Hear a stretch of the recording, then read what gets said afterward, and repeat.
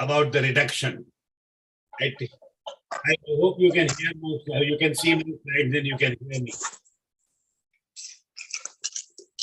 Hello, everybody. Yes, sir, we can see. You can and see. we can hear well. Okay. So this is the IT fracture reduction matters most. The reduction of the intertrochanteric fracture. Normally, the close reduction is obtained in 95% of the patient by traction and internal rotation or a joystick. And I am not talking about this.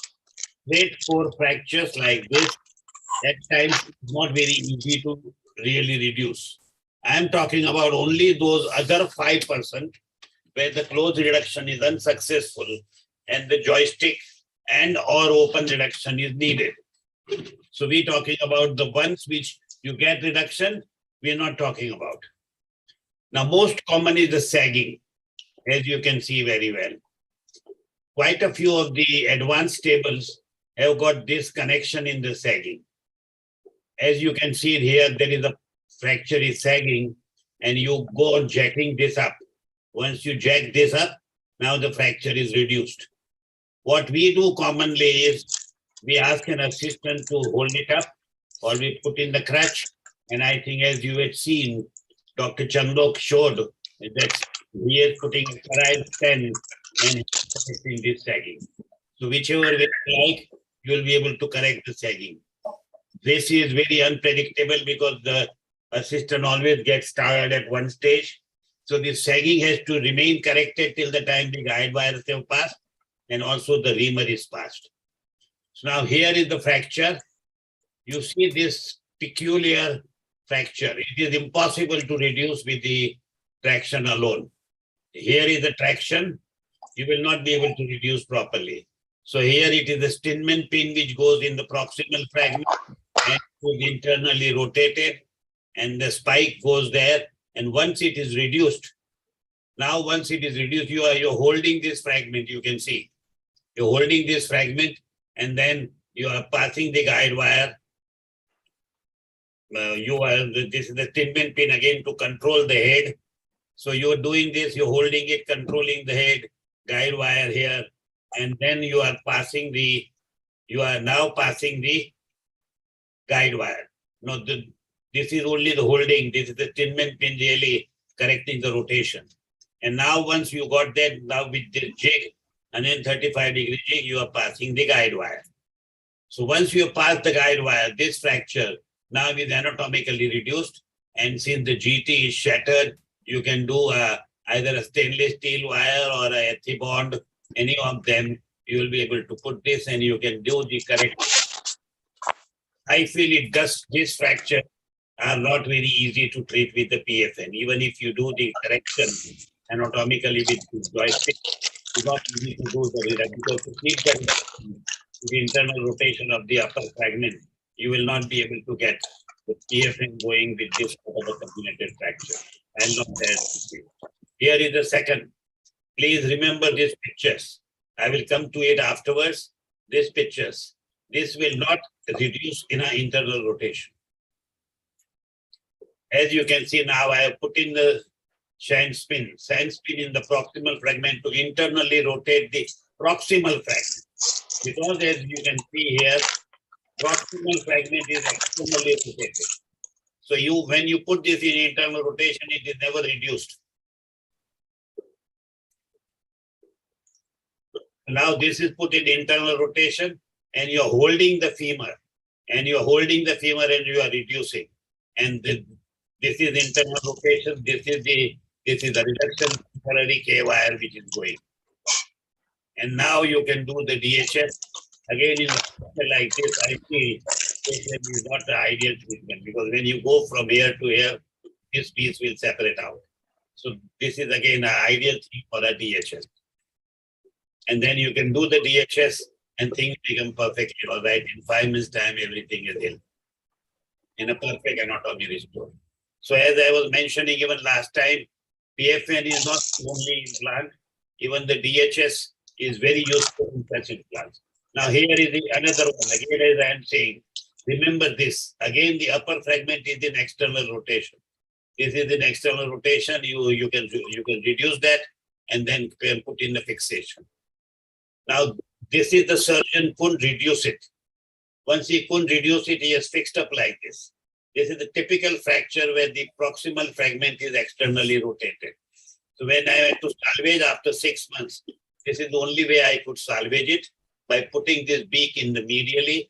And then as you can see here, this is perfectly held up after the implants are removed. This is the one where if not reduced, it can end up in a non-union. This is the one which has ended up in a non-union.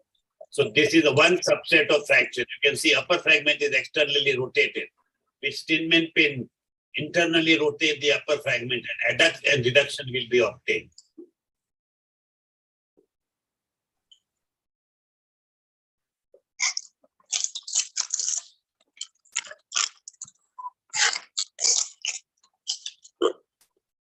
So just remember this.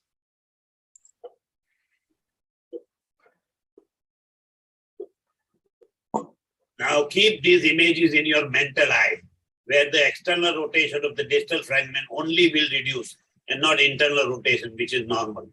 This fracture, this fracture, this fracture, this fracture, this fracture, this fracture. All these are the typical fractures where this is externally rotated. So you have to externally rotate the distal fragment, which is not practical, and hence you will have to do with the joystick. Proximal fragment is internally rotated, and that is how you will be able to get the reduction. So this is the typical type of a fracture where the reduction will come in external rotation of the lower limb, or internal rotation with the joystick of the upper fragment. Now, if in case you need the open reduction, you will have to do the open reduction. Keep these images in your mind. Yeah, open reduction, as I said, this is how normally we do it. Vastus lateralis is taken away onto the side and we peel it off when we're doing the fracture one, so that we can stitch it back. But when we are doing an open reduction, I suggest is you do the cutting of the vastus lateralis in the center and here.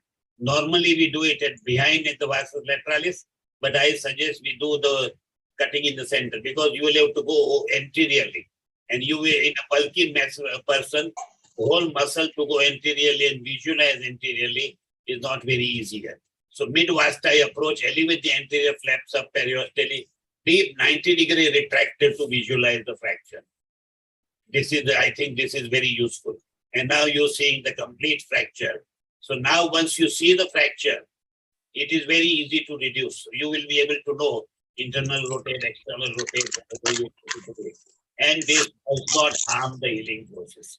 Let me first tell you.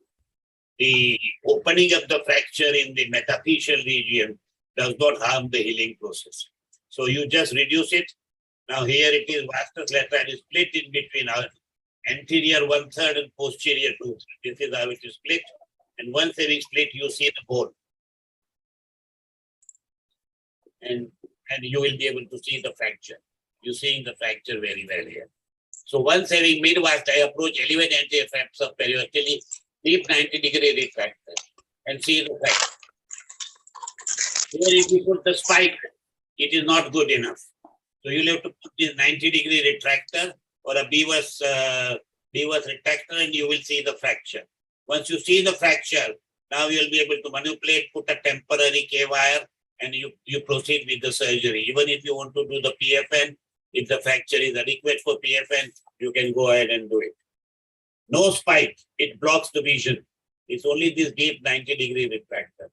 Now here you can see, this is the capsule which this piece had penetrated. All what you had to do after open reduction is make a cut in the capsule. Now the fracture will be reduced. It was very well reduced, and the fracture is being fixed up. Or you can see here, this is how the fracture was. This is somehow the CT scan which was done, which shows this very well. Now once you reduced it and push the guide wire, but you can see here is the fragment which is going. So it was not a very well reduced though, but this fragment is not seen very well. So this is not an ideal reduction. And in the CT scan, you see a small hook was put in. A hook was put in, and the hook was the artery forceps were put in, and it was turned. And when it was turned, as you can see, the fracture could be reduced perfectly well, as you can see here. This is how the fracture was reduced. And then ultimately, this is how the fracture is reduced.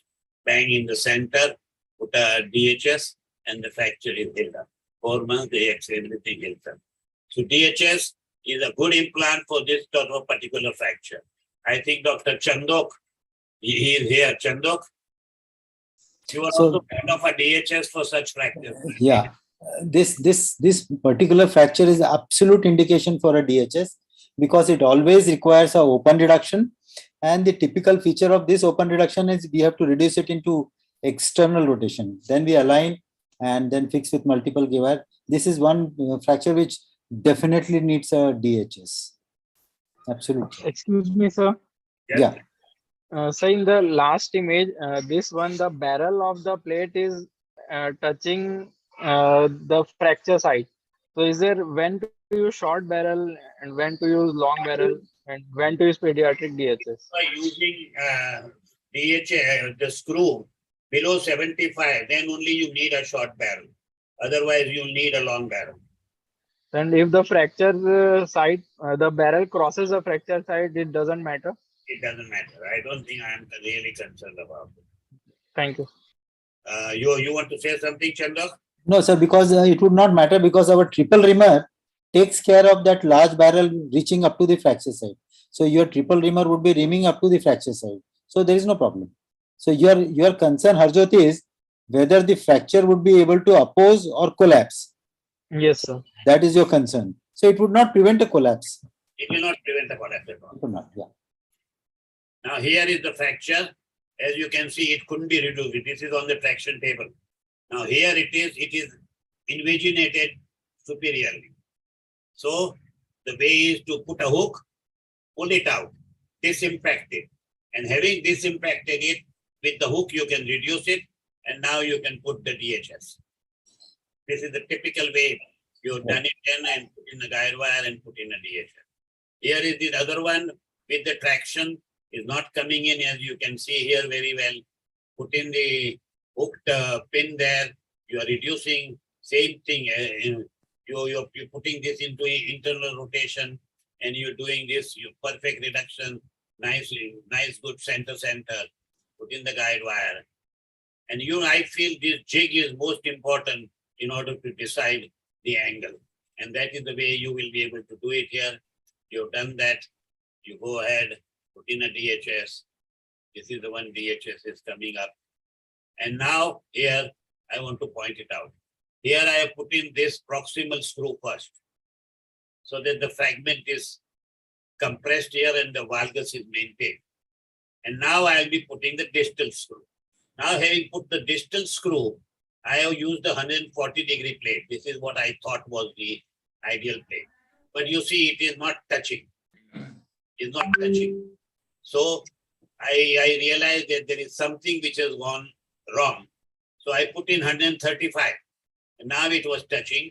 So I changed over to 135 I was putting it, and it wasn't touching. It was touching here. It wasn't touching all the way. And so I changed over to 140, which is parallel.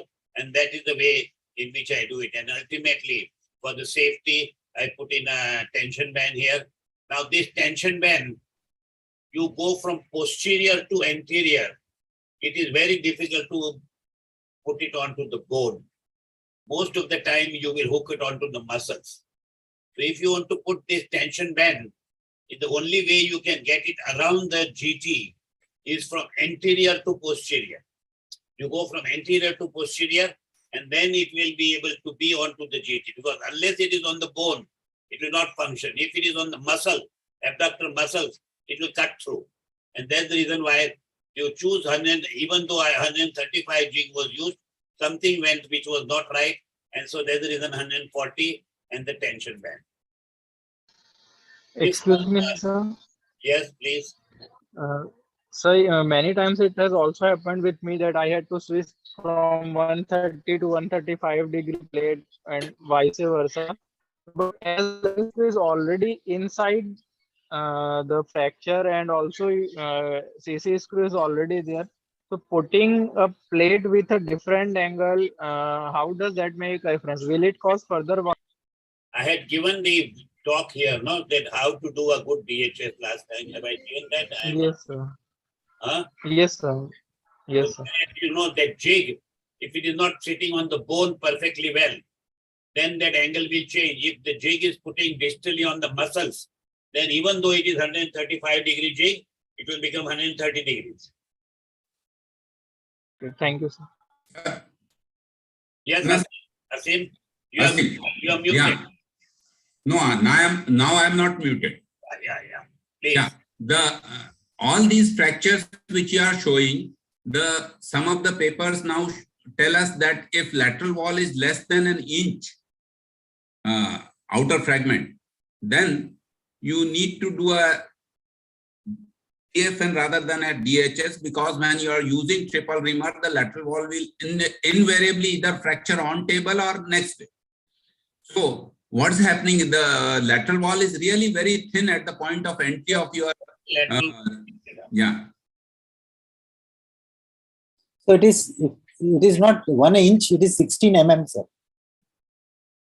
And even the PFN with the Yeah. lateral wall which is deficient, the PFN is also now we have known that it needs a supplementary plate. Yeah, probably. Because the PFN alone will not look after that. Yeah, initially they said nail is the lateral wall, but now No, but I think it is Yeah. now newer and newer people. And you know, in India, there's so much of work which is being done. The lateral wall has become one of the important parts. Yes. But Negi sir, to point to your question, if the lateral wall is thin, we have done in so many osteoporotic individual with a thin lateral wall, and if you are careful and if you are not breaching it, so if your sharp reamers are there and we are gradually expanding, then it doesn't break intraoperatively if your angle selection is also good. So it has to be. If you want to avoid that, what Asim is mentioning, and just now what Dr. Chandok mentioned is, when you start drilling, initially you start drilling with a smaller drill, then a still bigger drill, and the drills have to be sharper, and then only do the out of triple reamer, take out the outer reamer and only do with the inner reamer. And Yes. then once having done enough, now you put in the outer reamer and then you drill it, then it is very likely that you will not break the outer wall. And if it is broken, either a tension band or you will have to put in the plate, trochanteric plate, which is the one which is absolutely required. What Asim says, initially they believed that if the lateral wall is gone, then the PFN nail is enough. But that also we have realized that PFN is not all the time enough. Yes, Asim, you want to say something? Yes. Most of the time I'm aiming for 140 degree. 90%, more than 90% implants are Indian. So Indian companies, they offer 130, 35, 40 and 45. So I'm aiming for 140 degrees. So my entry point automatically shifts a few millimeters down. Or down. Where the wall is comparatively thicker compared with the proximal part. Yeah. And more valgus means a better DHS. That's right. Yeah, papers they said it's 130, 135 is 3 times better and 140 is 9 times better than 130. Okay. Anybody else got anything to say on this before we proceed? Dr. Garigune, are you there? Sangeet? Okay. Now Most here of- was a patient, somebody whom I knew very well. He went to a surgeon and that was a GT. He was 70 plus. So this was conserved. And what is happening is this GT fracture which was there, the surgeon didn't observe this fracture line which is there. And it is difficult to do it also. So in about few days only, in 3 weeks, you can see the whole fracture has been changed like this. Now this is a very thin wall and there is the big peak which is there. So here it is. I did this medialization and tension band.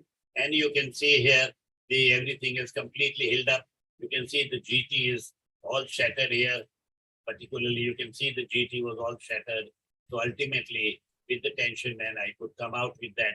And the fracture was, since it was in valgus and medialization, it was stabilized and the fracture is perfectly all right. Now here is another fracture, which was again medialized. Since it was very osteoporotic, I medialized it, and in 6 weeks time, it is like this. And ultimately, the whole thing is held up. Or the fracture like this, now you can see. This is the one which I started the reduction. You can see there is a fracture here, there is a fracture here, and there is a fracture here. I started the reduction and started a PFN. So I changed the things. I made a PFN, I reduced it, and I started the PFN. And I started it, I reduced it. And once having reduced, then the PFN could be executed and the things are there. At that time, we didn't have the concept of a positive and negative reduction. We presume that the zero reduction, which is now we calling it, or we at that time call it an anatomical reduction, is a better reduction. But today, we know that the positive reduction is a better reduction. So instead of really pushing this in and try to get an anatomical reduction, I should have kept this reduction. Do you agree, Chandok? You're muted, you're muted.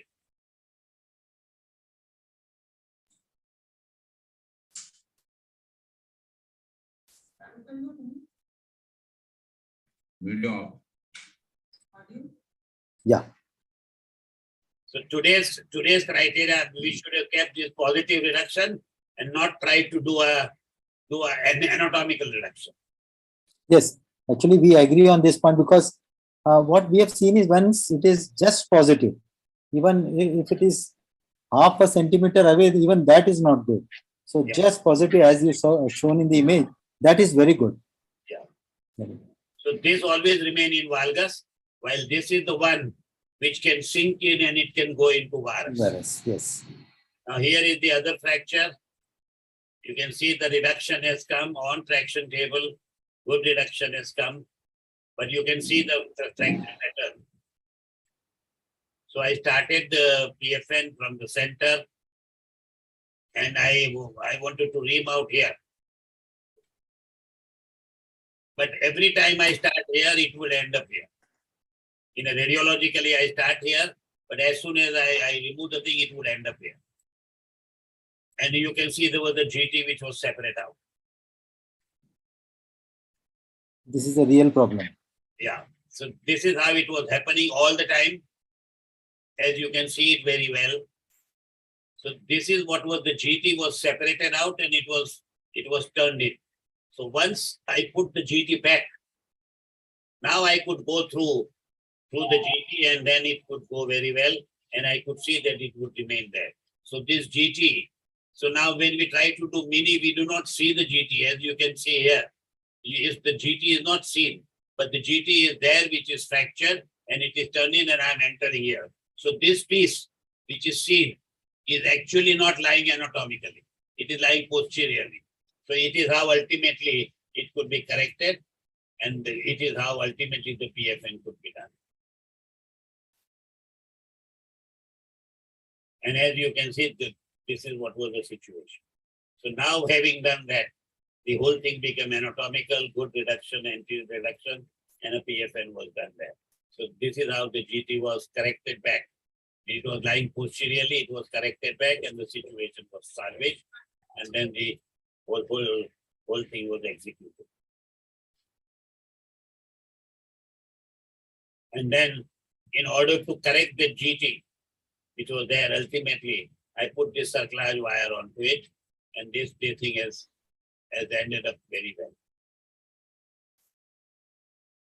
Now, quite a few of these things I have written in this proximal femoral fracture book, which I have written with Sudhir Babulkar, and almost all these things about the proximal femoral fracture has been mentioned into this.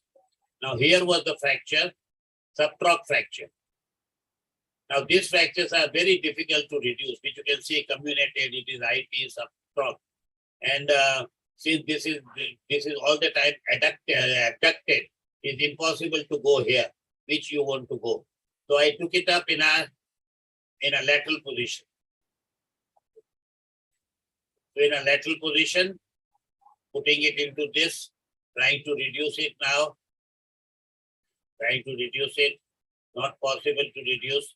And even in a lateral position, I could reduce it closely. You can see the point of entry has gone perfectly well in piriform fossa. So having gone there now, still I have not been able to reduce. So I opened it up. I went there. Now you can see it has been angulated. So I opened it up. I held this fragment. It was reduced. And then ultimately the PFN was done and the tension band was done. This is the way in such a comminuted fracture. Today, with such a comminuted fracture, tension band is to me also not enough. Fortunately, this patient went through well because the GT was one piece. If you can see, the GT was not a comminuted. But today, for a safety sake, I would probably put in a hook plate. So here the GT was good. It was not badly comminuted. You can see it here. That's the reason the hook plate could be there. But if it is badly comminuted like this, I would probably choose in a hook plate along with this rather than the tension band.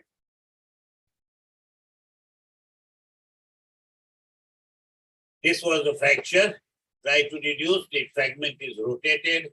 I couldn't get anatomical reduction. I started a PFN. I was holding it, as you can see, the point is there, but still, I'm not feeling that the proximal part is appearing good to me. It is still rotated.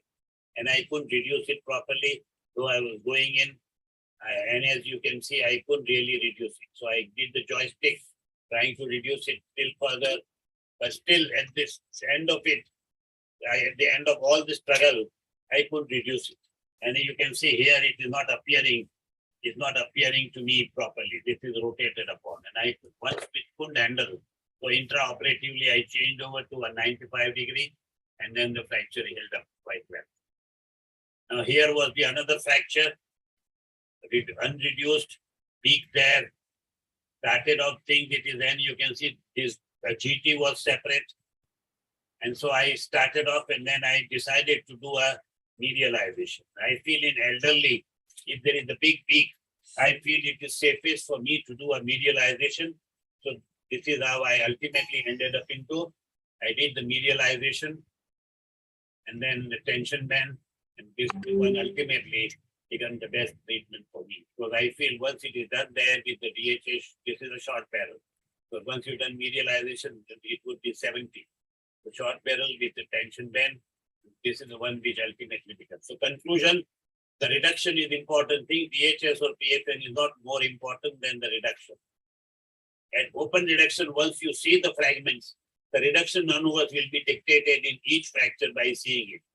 Prior knowledge of whether to do internal rotation, external rotation of the proximal fragment is also redundant once you do the open reduction. So today, I feel that joystick, you try it for a short time. If you still have a problem, don't burn yourself too much and do the open reduction. Nothing is lost and you will be able to do ultimately a much better job. So that's the reason why I feel once you do the open reduction, now that internal rotation, external rotation, abduction, everything is looked after. As once you see the fragments coming back, you will be able to see them very well. In those 5% where you do not get reduction, must do open reduction. The reduction maneuvers is different in different fractures. Analyze it, reduce it, and then fix it. 4-part fully displaced comminuted fracture must be reduced by open reduction if closed reduction is not obtained. If stable reduction is not obtained in those 5% of the cases, open reduction, then medialization must be considered into those if there is a big peak. Approach, either take a whole vastus lateralis anteriorly in a thinner patient, or safer is, my choice is split vastus lateralis in the middle and retract the anteriorly upper part. Deep cob retractor be used and not whole spike as it blocks the vision. Thank you. You want to add up anything? Asim, Chandok? No, I think presentation. Please proceed.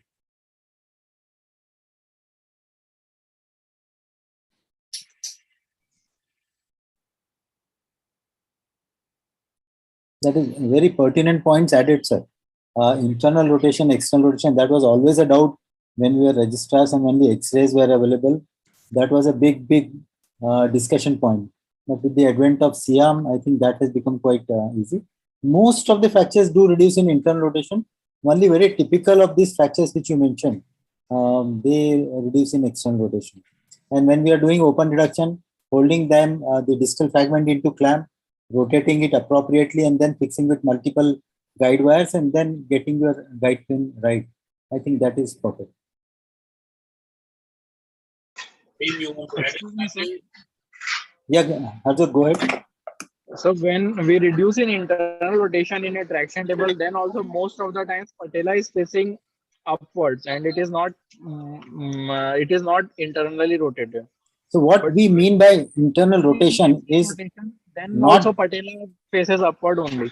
Yeah, what we mean by internal rotation, the reduce in internal rotation means your foot plate looks internal. The slackness is taken by the knee joint ligaments and also at the fracture side. So the internal rotation of foot amounts to actually neutral rotation at patella. Exactly. So if you look at the Ledsa trochanter, it never vanishes out of the field. It is slight silhouette of lesser trochanter is seen. Occasionally, if you are not still getting reduction, and then you further reduce in internal rotation, at that moment patella may be looking inwards. Or what you can do is take the knee, hold it into your hand, bit internally rotate, externally rotate, find out what is the best position of reduction. So complete internal rotation is never achieved. Chandak sir. Yeah. The patella is pointing inwards. That means there is some mistake somewhere. Yes. So in external rotation also the patella will point upwards only. No, in external rotation it moves out. So then how will we be sure that we are not fixing it wrong?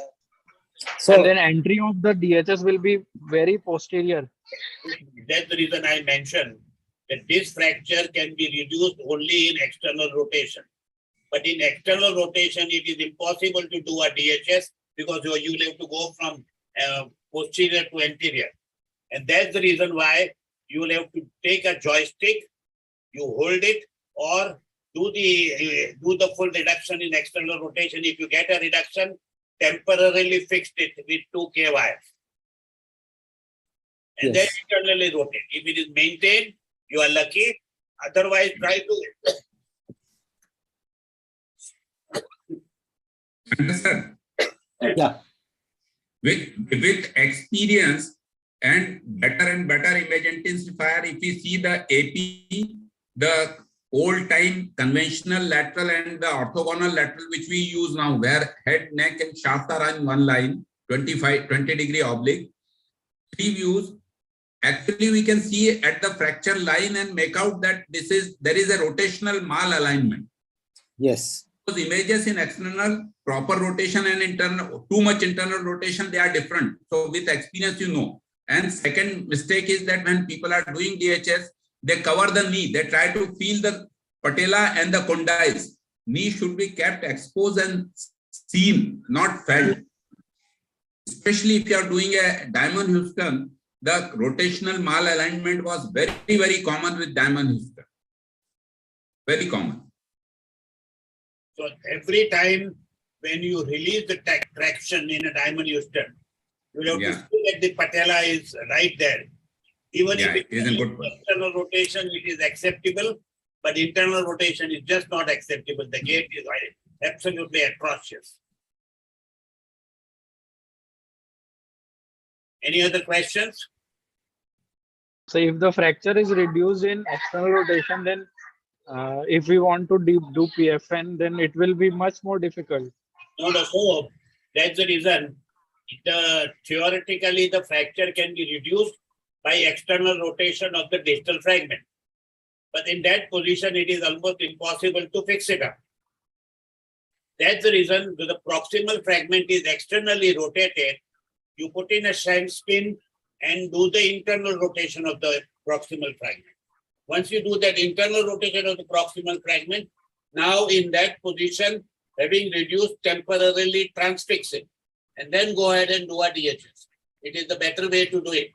If it is reduced in external rotation, then also you can do the transfixation, temporary transfixation first, and then internally rotate and do it like the normal view.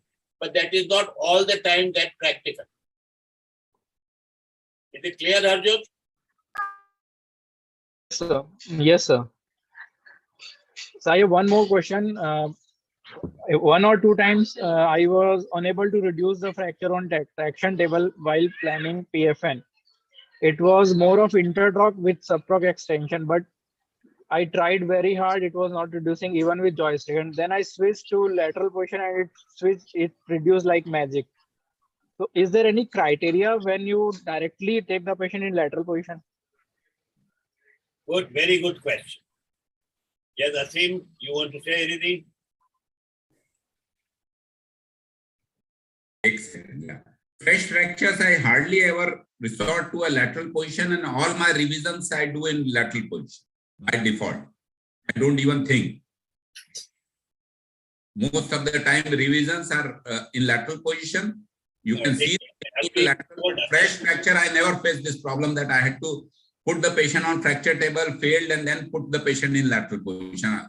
No, And if Asim, obvious, then I will start with the lateral position.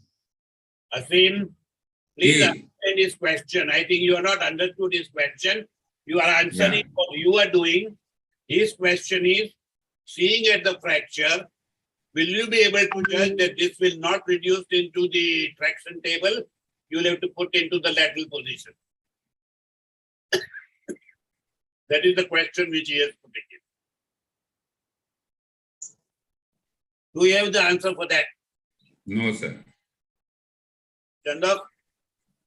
I think most of the fracture by default, everyone starts taking them on a fracture table. We try. If it is not coming, then only we think about a lateral position. So by default, I think a fracture which has gone quite anteriorly, a spike which has gone very anteriorly with subtrochanteric extension is the one, and a very obese patient. These are two indications where I would like to take lateral position primer. A very obese patient and a fracture with a large anterior spike which is going anterior. And the other thing is, if in a traction position is not coming, if you do the open reduction, now there is not going to be any issue, because you will be able to maneuver both the fragments and you will be able to get the reduction perfectly, whatever you desire. So even if you started with the traction table, except in a real obese patient, because then it is almost impossible or very difficult to go in a piriform fossa. Then it is desirable to be in the lateral position alone. But in a lateral position, the traction to be given by the assistant and some counter traction, these are all the ways in which you will have to maneuver. And if you cannot get the reduction, then still open reduction is far more easier to get the reduction in a lateral position. I have a feeling that people hesitate to do an open reduction and they accept not perfect reduction, and that is where you end up into trouble. So if by traction and by joystick, you do not get a reduction, do not hesitate to do an open reduction. It is a message I want to give today.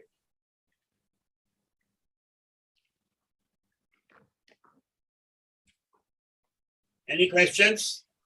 Sir, can I ask one question? Bolo. Sir, if there is a ipsilateral rami fracture with the subtroch or IT femur, which position should be preferred, sir? Lateral or flexion tables? Sorry, I didn't get the question. Sir, if there is a ipsilateral rami fracture with the IT femur or and subtroch extension, sir, which position should be preferred? We should proceed on the traction table or in lateral positions? No, I think every fracture, as very rightly Dr. Chandok said, we start off with the traction table, because that is the easiest way to see the lateral view. This is, if at all you are not very happy, then either change over to a lateral position or do an open reduction. I don't think it is really very easy to judge it preoperatively that this will come and this will not come. Except that external rotation fractures which I showed you on day one. Now even my nurse tells me that sorry, isko to internal rotation hai, nahi aayega, external rotation karna padega. Because if you see those pictures which I showed you, they are Yes, a sir. different one, but that also on the traction table with the joystick you will be able to always get it. Sir, in that rami fracture, can we give traction or not? Sir? Because it sometimes it's injure the bladder. That's why, sir, I want to ask that whether we start in lateral position or in traction table. And look, do you want to answer that? Most of the time, the rami fracture patient usually matures for surgery after 3 or 4 days. And those spikes do not remain very spiky and are not going to injure. Whatever bladder injuries happen, they happen on day 1. So during traction, I have never noticed that any further bladder injuries may be added. And in that cases, you are not going to give traction tremendously. What you do, position the patient on traction table. The traction is neutralized or neutral or almost no traction. You open the fracture, and by anterior finger, you can palpate the intertrochanteric fracture line. And if required and desired, then you add some traction by your clamp or etc. So it is a calculated, gentle traction as required, not a ward boy who gives or a OT boy who gives a tremendous amount of force.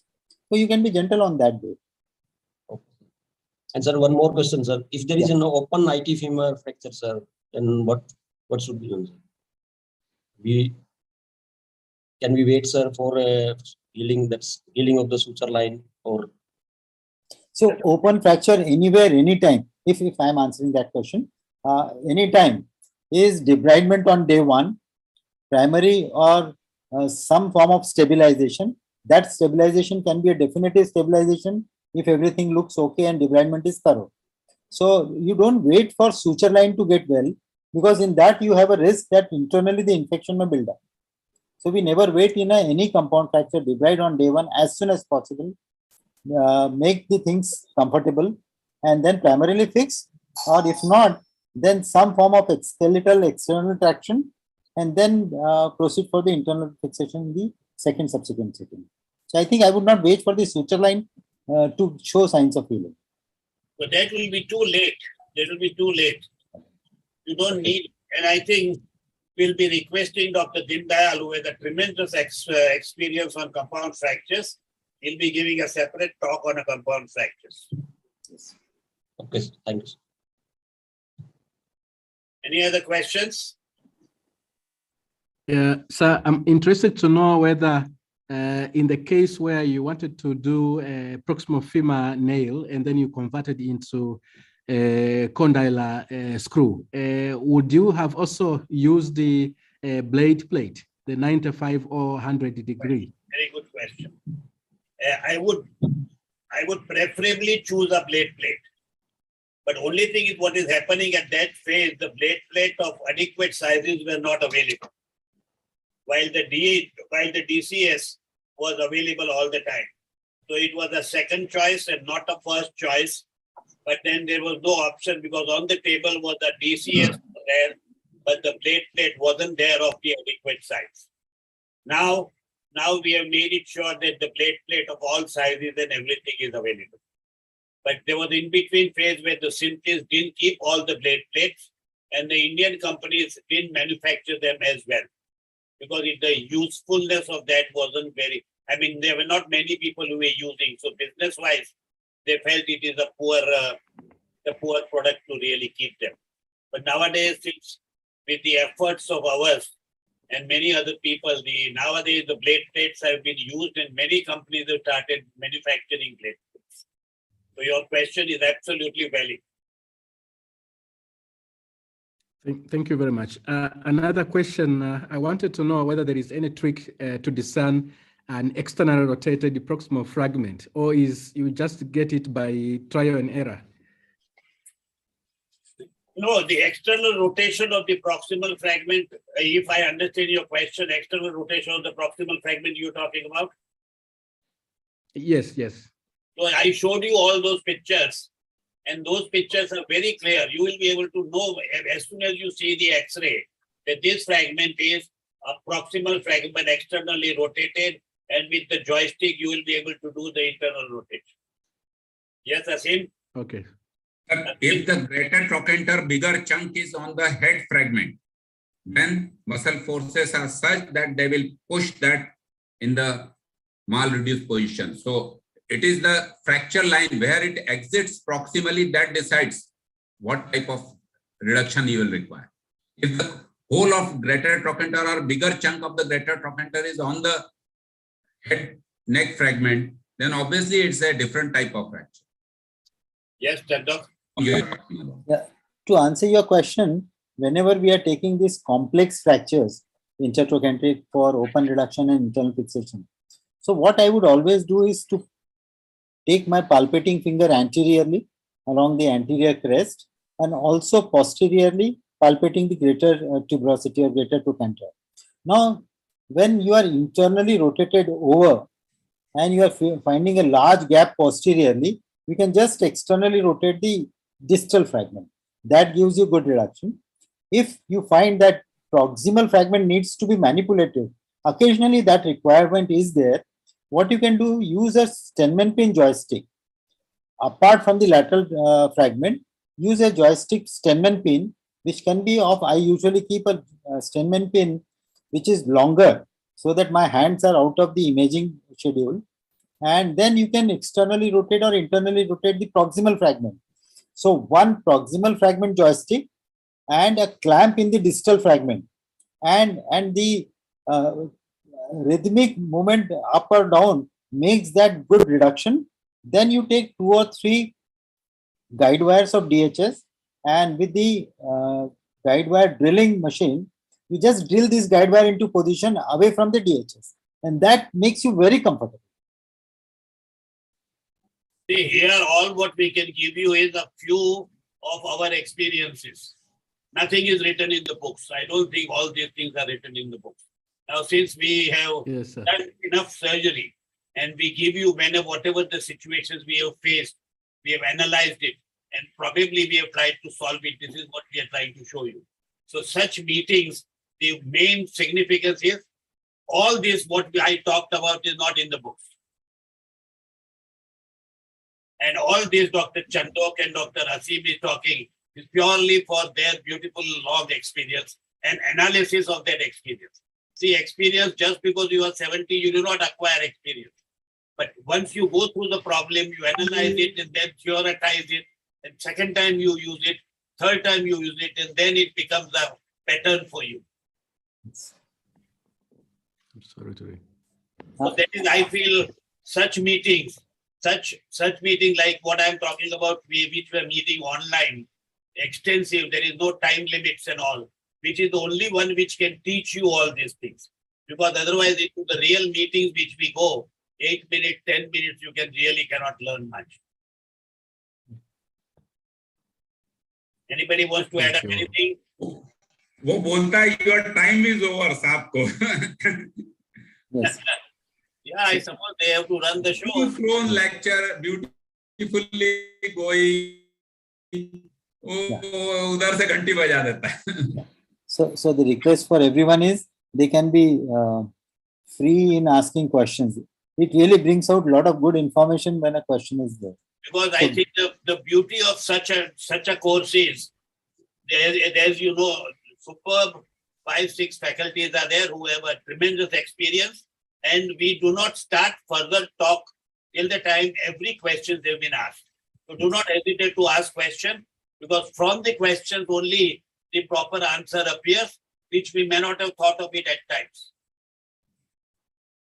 Okay. And as I tell you, there are many people who are 60s and 70s, but they are not necessarily the experienced. There are only few experienced faculties who have been able to have the power of analysis and talk properly and explain to the people. Some people are good, they understand the things and execute it, but they cannot explain. So here I think you have a possibility of all together, whatever the best you can get from the available faculty. Any other questions before we proceed? because I feel that this is one of the key ways in which the reduction is the one which is going to decide the final outcome. Okay?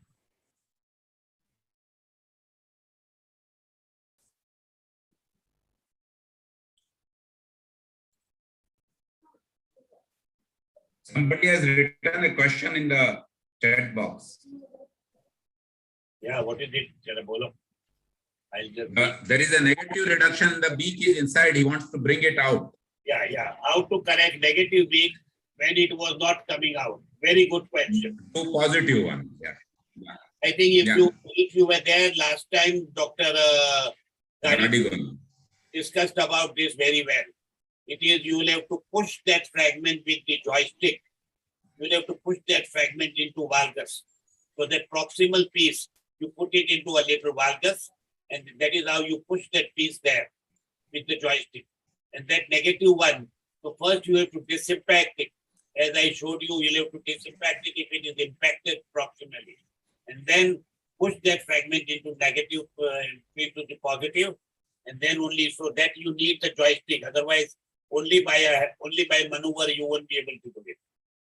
Anybody wants to add up anything? By increasing traction, you increase valgus, and by reducing traction, generally you will get varus. So you can disinfect by increasing traction, distracting it, and abducting. And if nothing works, then passing a Steinmann pin along the anterior surface and going in the fracture and pushing it out. From within the fracture, you can push it out. Yeah, Chandrak. Yes. So basically, many times there is a fear of interfering the fracture hematoma, but for intertrochanteric fracture, that fear has to be out. If we are doing an open reduction of this area, the healing in no way is inferior to the regular. So we can take appropriate measures to reduce fracture more accurately. I think that is what.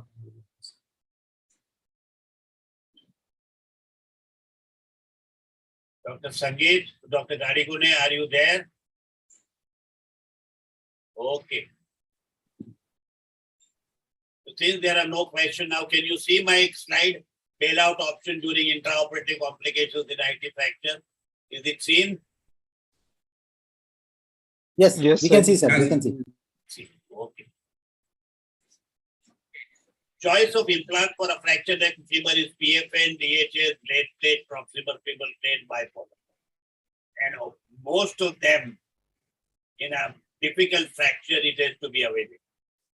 Wherever I operate, elderly, above 75, bipolar is always available. I'm not talking about a straightforward DHS or straightforward PFN.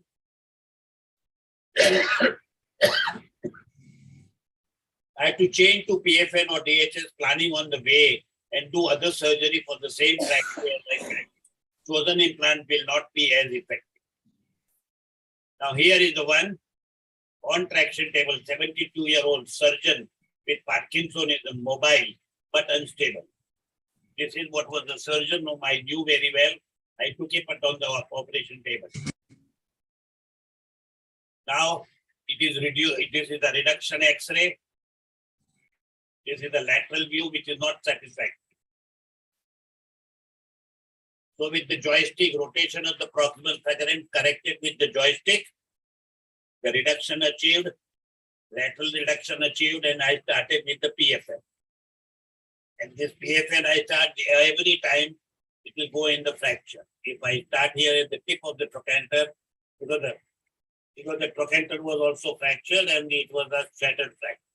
So I held it, I reduced the GT properly, and I started with it. And then I went like this, positive reduction, and I started. And then started dreaming. And suddenly the guide wire came out. Guide wire came out like this, not the way. So guide wire which was holding up in the upper fragment, it came out because I reamed out the upper fragment completely. You can see this. I reamed out the upper fragment completely, which was the point of entry. It should have been here, it became here. So I rimmed it out, and now there was nothing I could do. Before introduction of the nail guide, I walked out laterally and I was stuck here. Now I analyzed it again. Now what to do? At this fragment, this is what was the GT. This is what was the upper fragment. This was the lower fragment. And so on the table, I changed over and I did the medialization with the tension band. And this is the one after 1 year with his hemiplegia and all, walking about, moving about, and I could salvage it 3 weeks walking with support, and this is 1 year, is working perfectly well. You can see this was a short barrel, and it collapsed up to a pattern, and then the whole thing is completely done. So on the table, again, since there was a peak, I could salvage it like this, and this is the way I could really tide over the crisis. This is the one now, again, a big portable X-ray. This is how he is. So now I push this fragment. This is what we were talking about. This fragment, you push it down into the positive reduction. This is the way you can do it. You push this fragment out, and then holding that fragment, it's getting the anatomical reduction. Good anatomical reduction was obtained, as you can see. And then again I started. This was a good point of entry. And then I started, I put the reduction and I put the circular wire. But then I realized into this, now at the moment I am putting this point of entry, and still I have not done anything. I am putting the circular wire. But in the better view, I realized that this is all shattered. I have not yet done the PFN greening. This is what was shattered. So I said, now this is not a good situation to really do a PFN, because this will walk out. And so I put this tension band, started off with the DHS, did the DHS, did the osteotomy, got the medialization, did the medialization, valgus position, GT, tension band. This is the way, ultimately, this is the way it was perfectly healed, perfectly weathered, and 6 months' time, this you can see it is perfectly reduced in a good valgus, no shortening, and everything is perfectly well. So this is the way I feel on intraoperatively, I could salvage myself.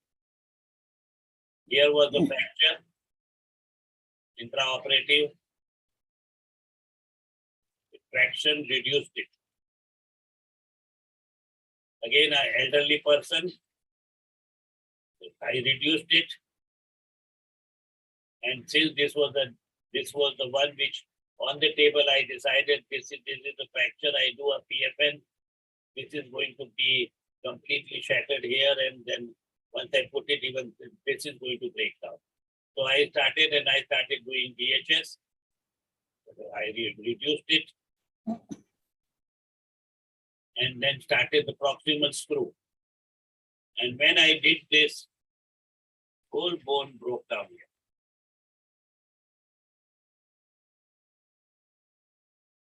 And hence, whole bone broke down. And I feel now, in this sort of a person, I am not going to really get a good fixation.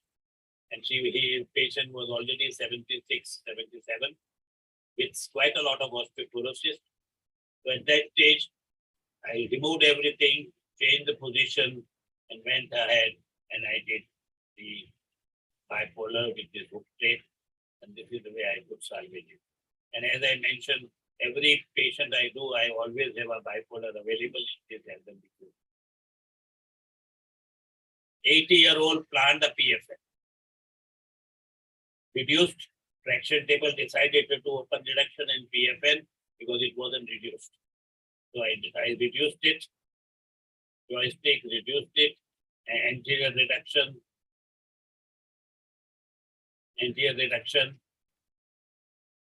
This was the piece, this was the piece. DT was shattered and 80-year-old, so intraoperative changed the plan. This was the situation. And I did this Indian bipolar. Those of you are aware, this is a calcar replacement bipolar. This was the type of a fracture which was there. So I in hindsight, I thought, good, I changed over to bipolar, cemented bipolar, and patient is walking about, moving about. This is what I said when I do this bipolar now. I reduce the GT and I suture it up either with the suture wire or with the SC bond. And so it is a bipolar becomes far more simpler for me in IT practice. And this also, at one stage, I used to suture it up with the SC bond and not with the stainless steel wire.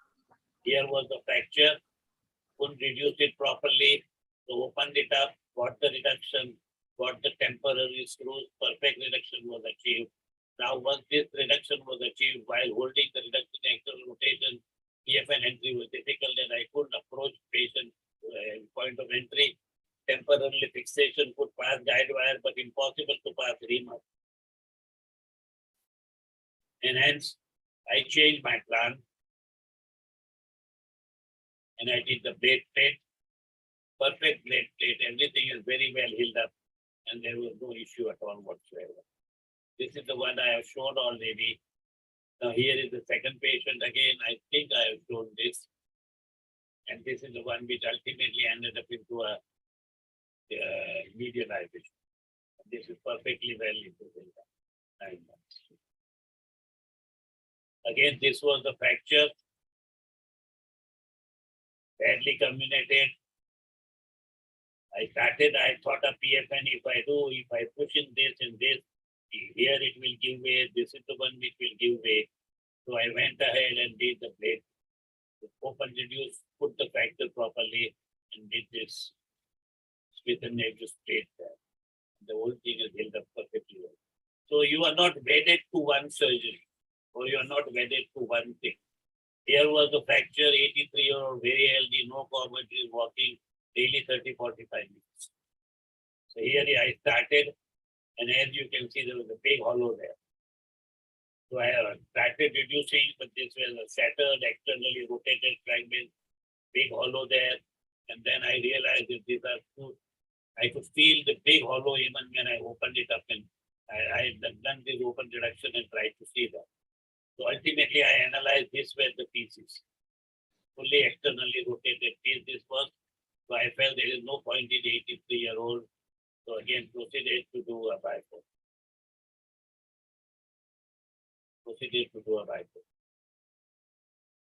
So tension indicates no cement. All these pieces are well adjusted to load transfer. PFN is a wonderful implant if you can get this. Every piece is pushed in properly. And then even if it is stabilized like this medialization in DHS, this also becomes a very good surgery. But this keystone is a major part. The keystone of this arc is a major part. So unless you can establish the keystone by reduction, you got to always change over and just do not continue with the PFN if you're doing it. So if you're doing PFN, you got to be available as an implant. Conclusion, a fellocondylar nail is a good implant when perfect reduction is achieved and GT is not shattered. I am not a nailer, I am a trauma surgeon, I can do any other surgery. Thank you. Yes, Dr. Chandra, you wanted to say something? I saw you raising the hand. So, a couple of slides I would like to show about lateral wall reconstruction with DHS. Please. Yeah. Even if you want to show, please go ahead and show it. You wanted to show the non-union repair, no? You mentioned, I think. Non-union, 4-5 cases I lined up, whatever time permits. So we start after this. I think I have now. Yeah. I'll talk about the replacement if and when time is there, otherwise next time. Sir, the last case you had shown, you did a bipolar. So it wasn't with fixation with DHS. Sorry? So the last case you say shown that you did a bipolar. Yes.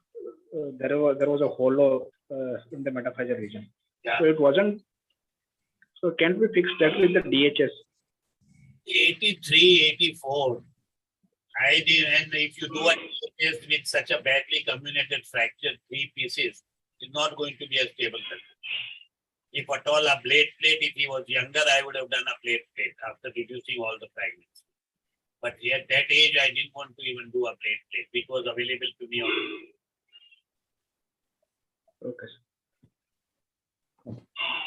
Yes, Chandra, please. Yeah, I'm sharing.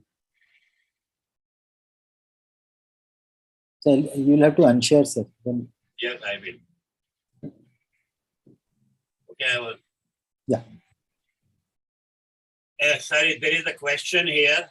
I think we'll answer that. yes, sir. Yes, sir. So what is the opinion about Ender's nail for the femur fracture? IT fracture we are talking about.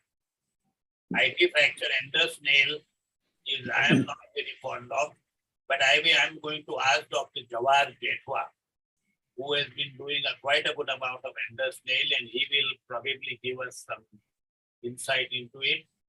I feel there are only few people do Ender's nail, and I have always a suspicion whether they only show a good cases and they don't show the those which have got complications.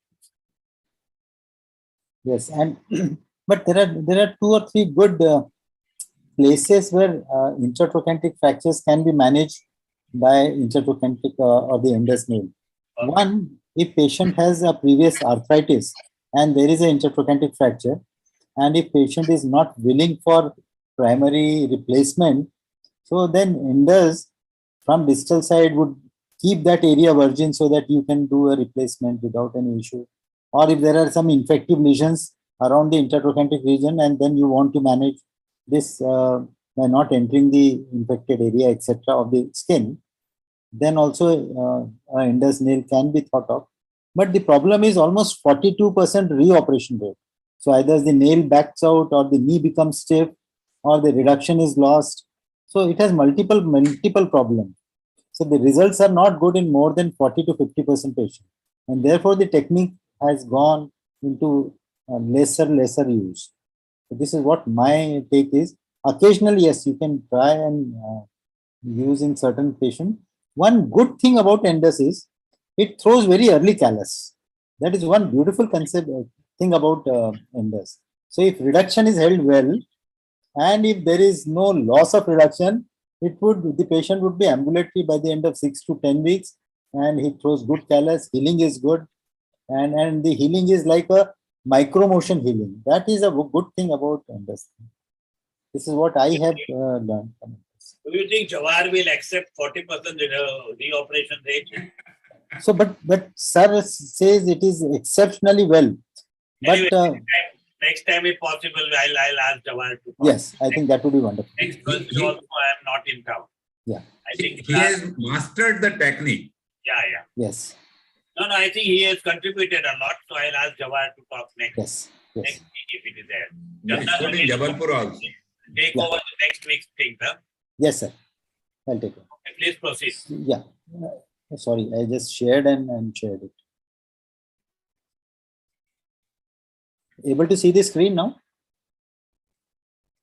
Not yet. Yeah, now we can see. Now I can see now. So I'm just talking about a couple of cases of lateral wall reconstruction and how we can do it. So the bottle, the diagrams or the various X-ray pictures shows various experiences about sharing the screen. So the lateral wall, when we have trouble, can be managed on table by a sort of a T-buttress plate.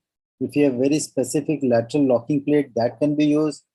In this patient, we used a lock construct along with angle blade plate because there were stubborn non-union and multiple breaches in bone. Occasionally, we can fix a large posteromedial fragment.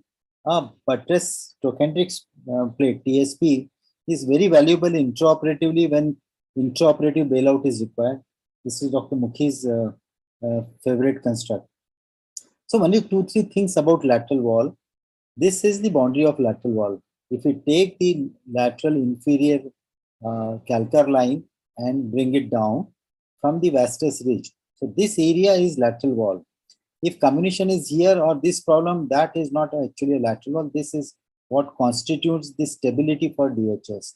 And this is the area in a lateral film of C-arm picture. So in a C-arm shoot, if your fracture lines are traversing like this or obliquely like this, then that case I would not select for a DHS.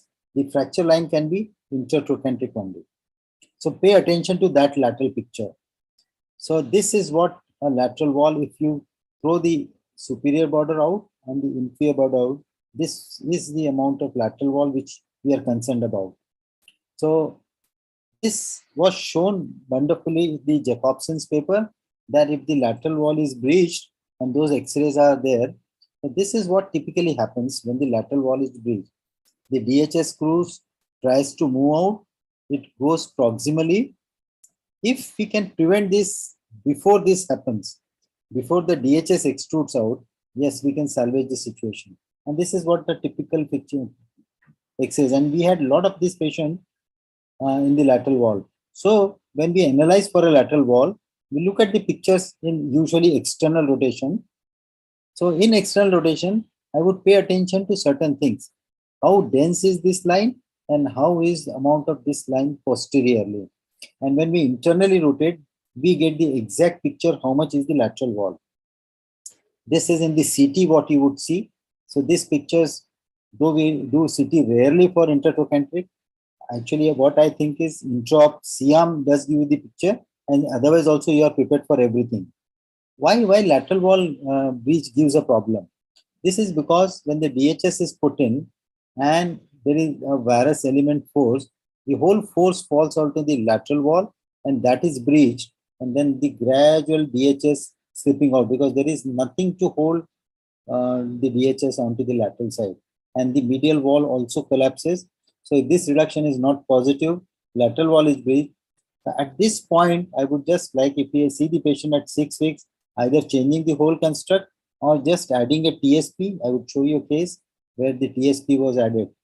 This is what Dr. Negi was talking about when there is a lateral wall, which is so. This has to be calculated in internal rotation. In external rotation, every wall would appear that it is quite thin.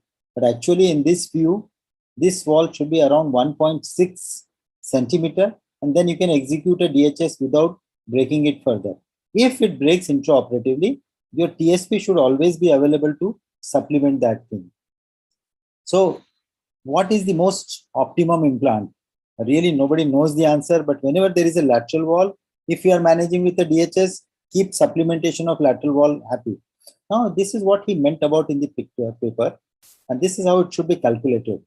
So if you take from the vastus ridge around 2.5 to 3 centimeter and going up towards the fracture, this actually around 1.6 centimeter to me is good enough.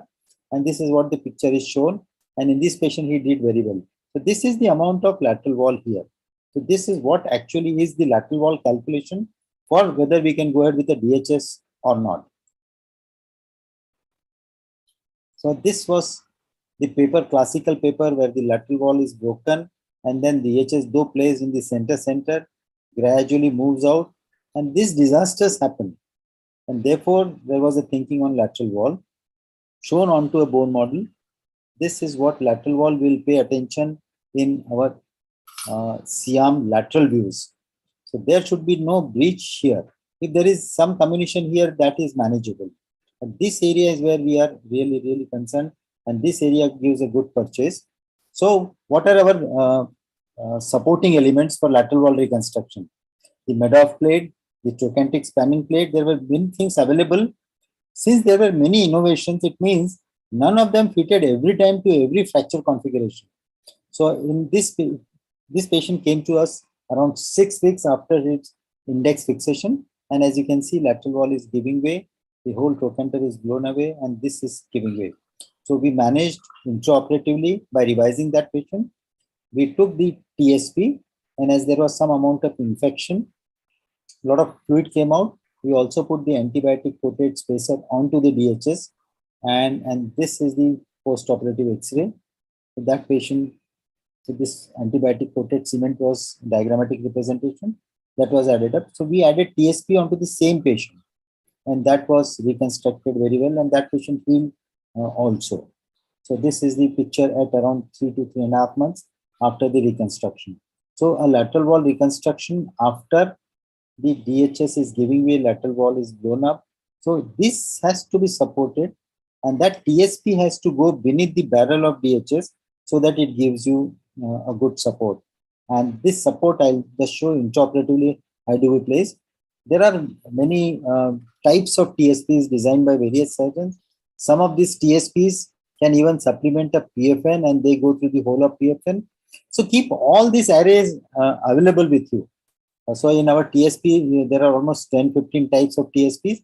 So even those who do enders and when their lateral was blown away, the surgeon secondarily had to add a plate.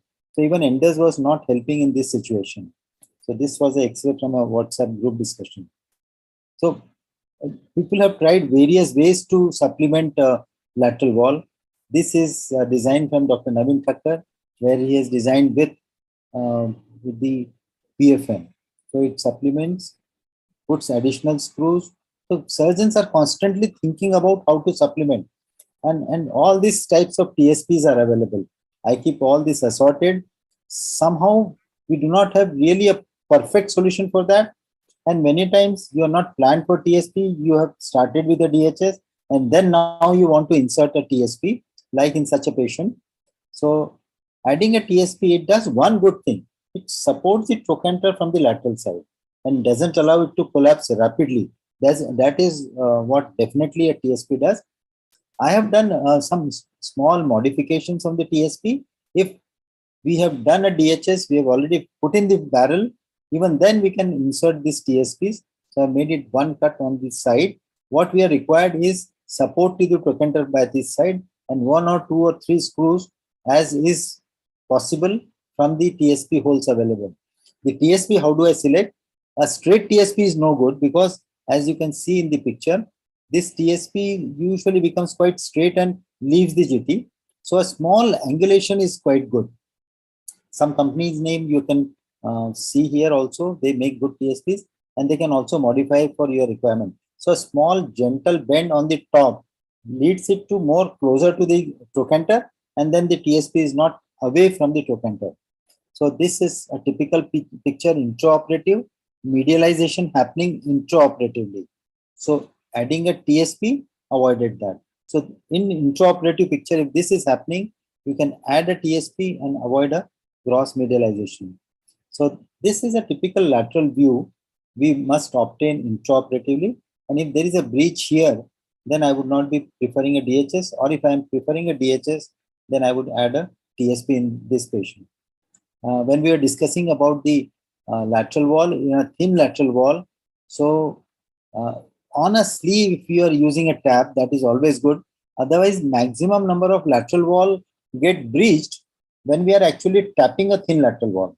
So when you are tapping, so drilling the machine does and it is concentric always. But when you use a tab, your hand may try to go a bit eccentric and then the lateral wall may have just a crack here. So use a sleeve. So insert this sleeve, hold this sleeve nicely with the hand and then tap. Then the lateral wall breaching would be less. So this TSP, as you can see here, needs some contouring. And almost every time some amount of contouring may be needed. And therefore this is thin so that you can contour it properly. Hold with a clamp. This TSP goes inside the side plate and this hole always matches with the TSP. That is how they are designed. So one hole is also good enough and then you can insert 1 or 2 screws. Many times if there is large amount of void and if we have decided to go ahead with the fixation only, I may add some graft here in this situation if there is large void. So this is augmentation with a DHS. So I was doing the DHS and there was, when I put the plate, there was a crack which went up to this level. So a TSP was added and this patient did wonderfully well. So in a patient, unstable fracture, if you are thinking PFN, that's fantastic. But if at all you are planning for a DHS, if there is one line intertrochanteric and there is lateral wall breach, we can always augment with the PFN and augment with the TSPs. So these are certain cases. So we have to get back reduction as said so beautifully in the presentation. So slight positive reduction is what we would continue. Occasionally this beak going way away can be managed by offset clamp. So this offset clamp can hold onto the calcar medially and on lateral onto the lateral wall. So that gives the beak into position. We call this as a parrot beak clamp. So one limb is larger, the other limb is shorter. So that can hold that reduction very nicely.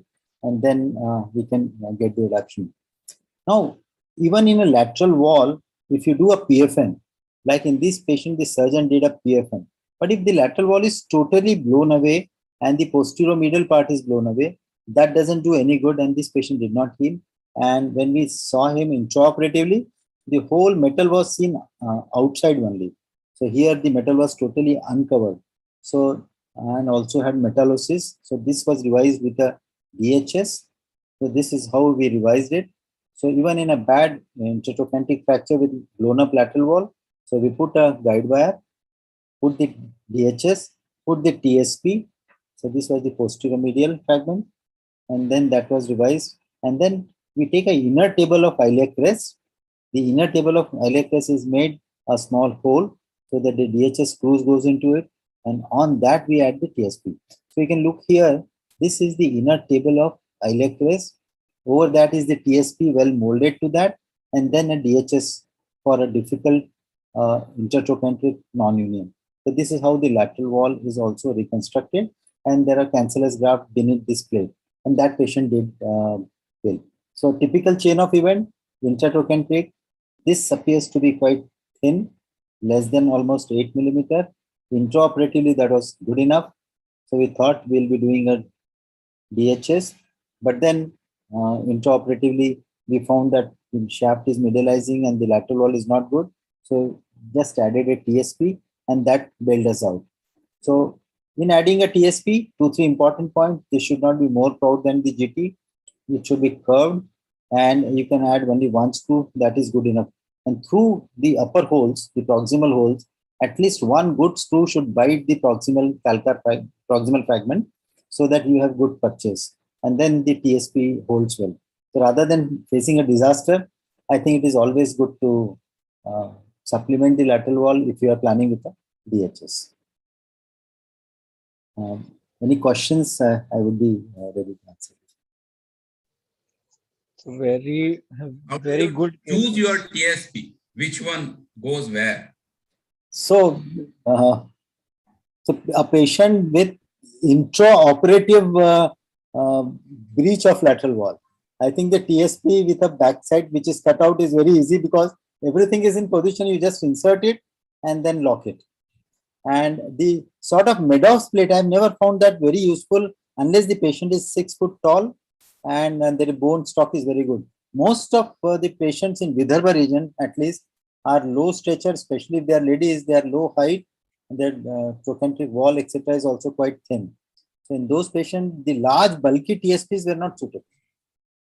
Of late, Chandak sir, some Indian companies, they have combined the strong lateral plate with the PFN, where at least one screw, main screw of the PFN, 2-screw system, goes through that plate, and you can, by some trick, you can pass 2 or 3 cortical screws down below, and that lateral plate is fairly strong and it contours the greater trochanter very well. It hugs it. So nail and the plate both become single construct, and Yes.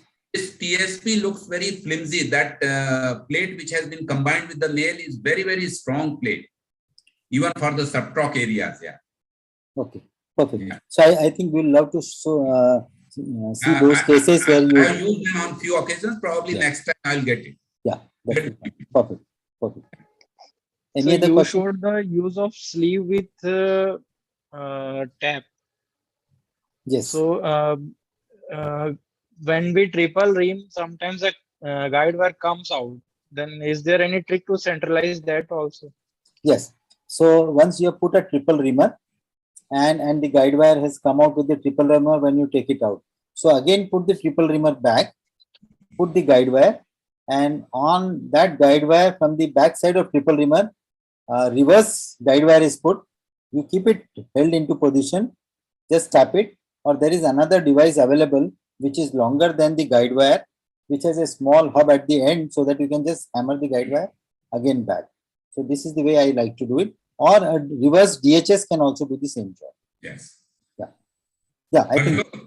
My favorite trick is I will take 100 or 105 DHS, reverse it, put it in that hole, and through that I centralize my guide wire and just tap it so that it holds 2 or 3 millimeter, gets a bite in the bone at the right place, and then I take out that reverse DHS. But that is very long. Yeah. It's a long one. Yeah. And whenever the guide wire comes out, be happy. It means your tapping is up to perfection.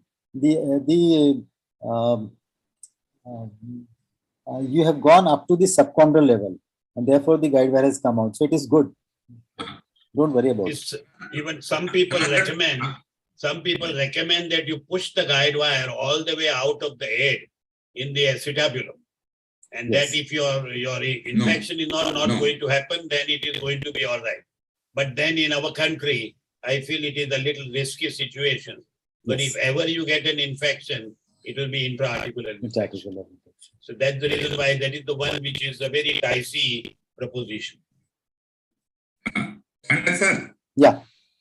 Another practical tip which I use is that if you use a 4 or 5 hole plate and try to fiddle around and find out the correct angle, as Dr. Tanna showed that he was planning a 135, but finally 135 was not sitting, so he changed it to 140.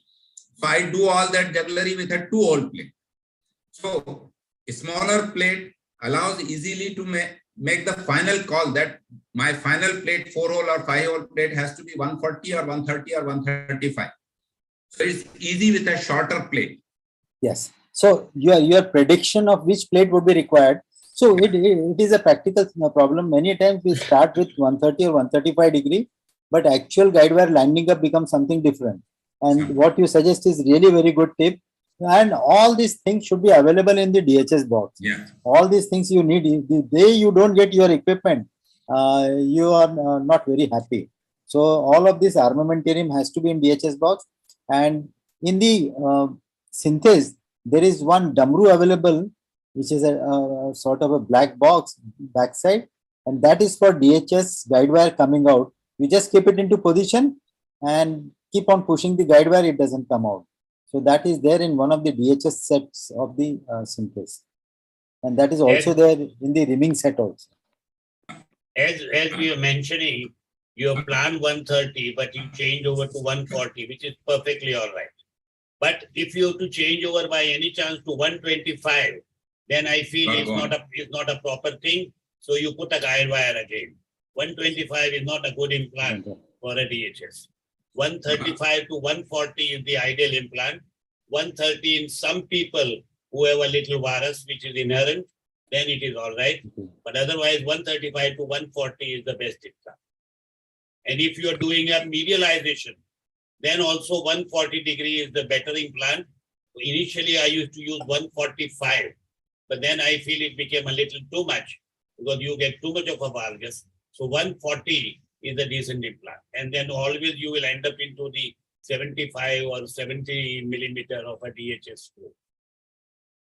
And Synthesis as well as Indian companies, they have copied a device which is a threaded rod which you can use to push the plate over the DHS screw.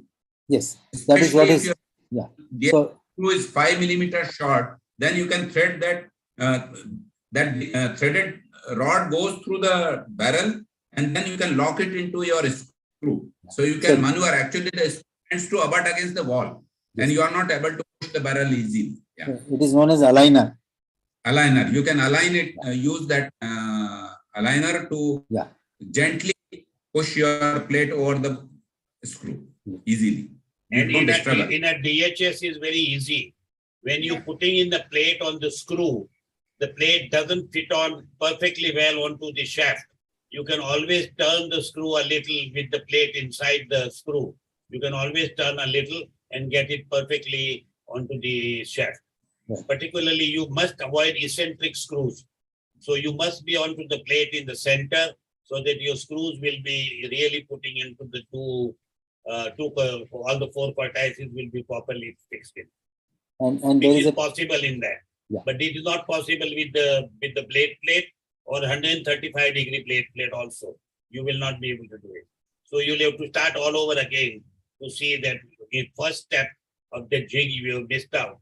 And that's the reason you'll have to do it again.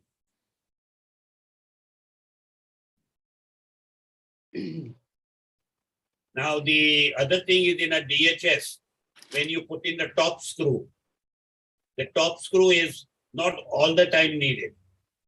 And even without the top screw also, there are quite a few companies who say that there is no top screw needed.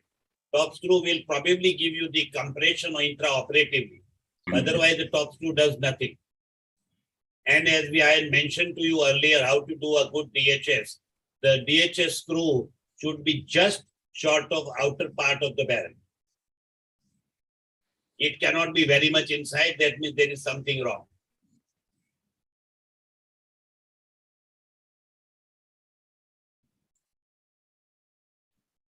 Even if it is slightly outside or at the level of the barrel, that is perfectly all right, because the compression will happen later on also, and the screw may come out a little. But if it is too much inside, then the parallelism will be gone, and that will give rise to angulation of the hardware. As I have already mentioned when we were talking about how to do a good DHS. Asim, you would like to present your cases of a redo? Yeah. Dr. Sangeet Gadigune, anybody here? Yes, sir. Sangeet has arrived. Sangeet, you like to present anything? No, At least the cases, some non-union or a redo or something. Maybe next time I'll present. Here is an 80-year-old diabetic since last almost 25-30 years, intertroch with subtroch. And 36 years of diabetes. This was the first X-ray, and he was treated like this.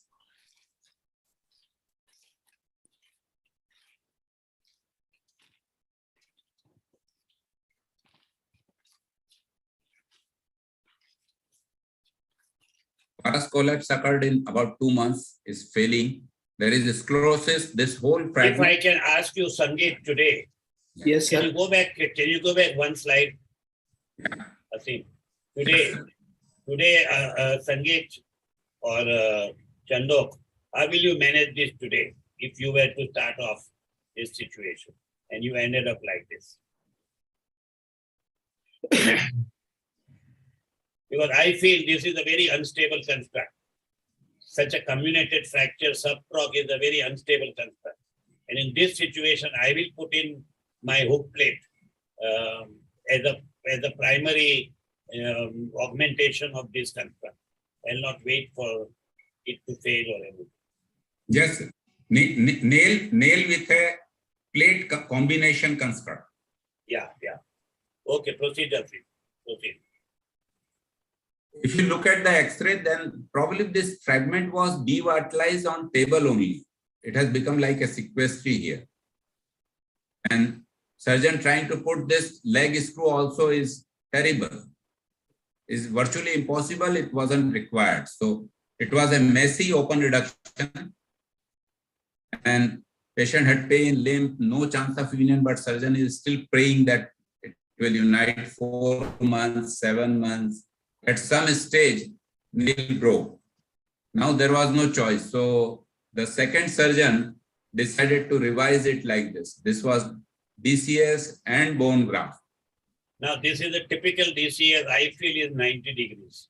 90. It's not 95, which you need. 85. Proceed. All over India, DCS is now being used only by Asim Negi. No, this is not my case. I have not yet inherited the patient. Dr. Negi. I show you a DCS and with good outcomes. 4 months, 8 months, still praying that it will unite. 3 years, the old man was in wheelchair. 12 months.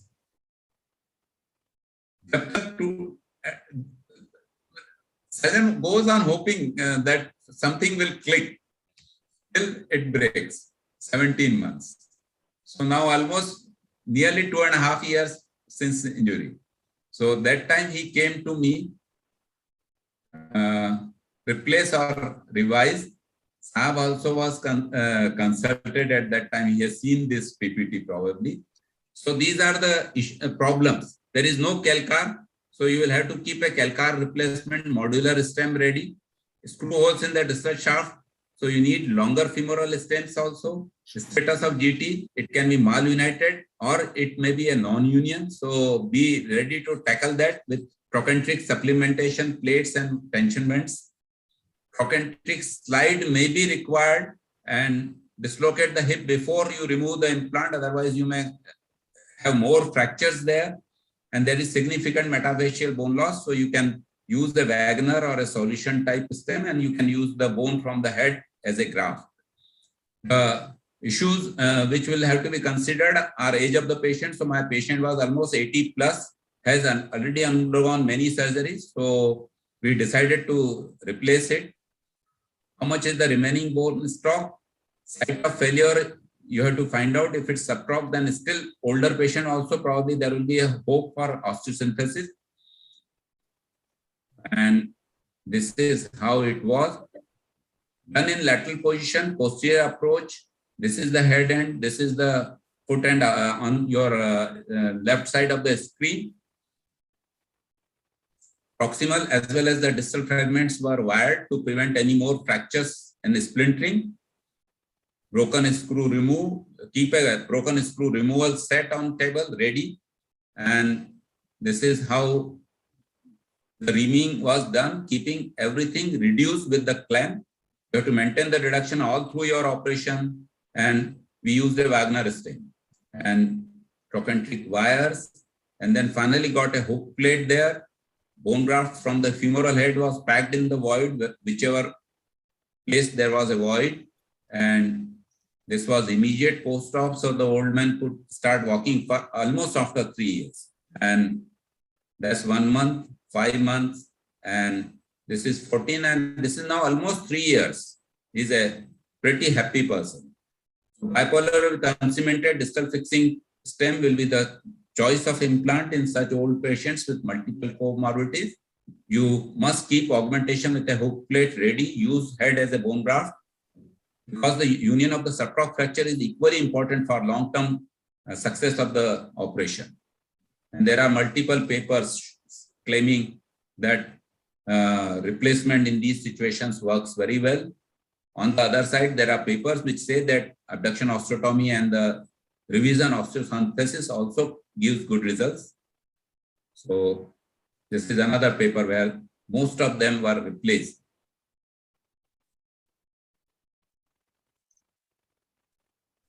Stop share. Can we go to another revision? Yes, yes. So view, I make it speakers view and share the screen. So this one is, yeah, this one is also a good one. Slideshow and from beginning. Yeah. So she's pretty young, but very, very obese lady, 40 year, intertroch with a subtroch, comminuted distal third shaft.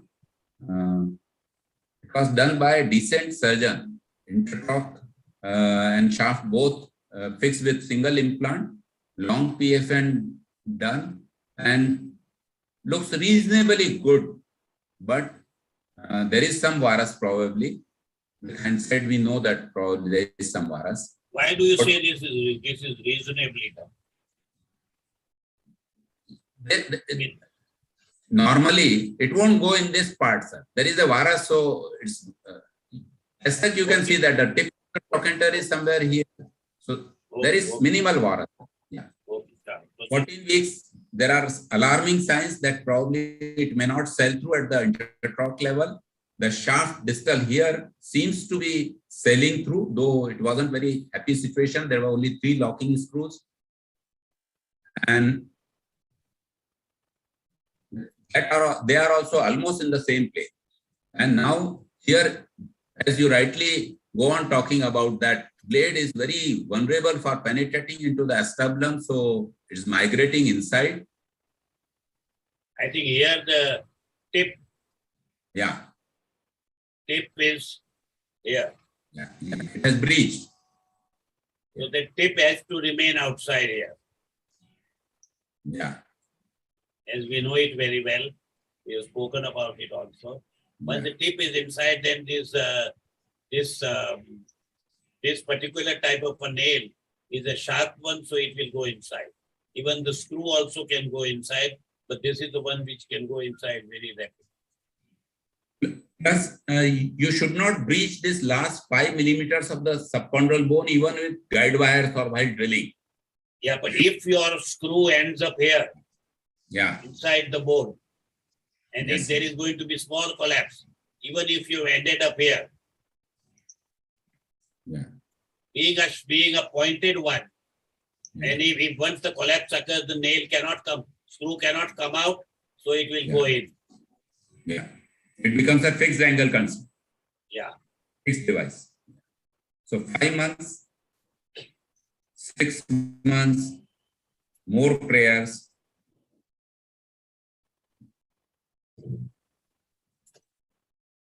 So at that stage, I inherited the patient.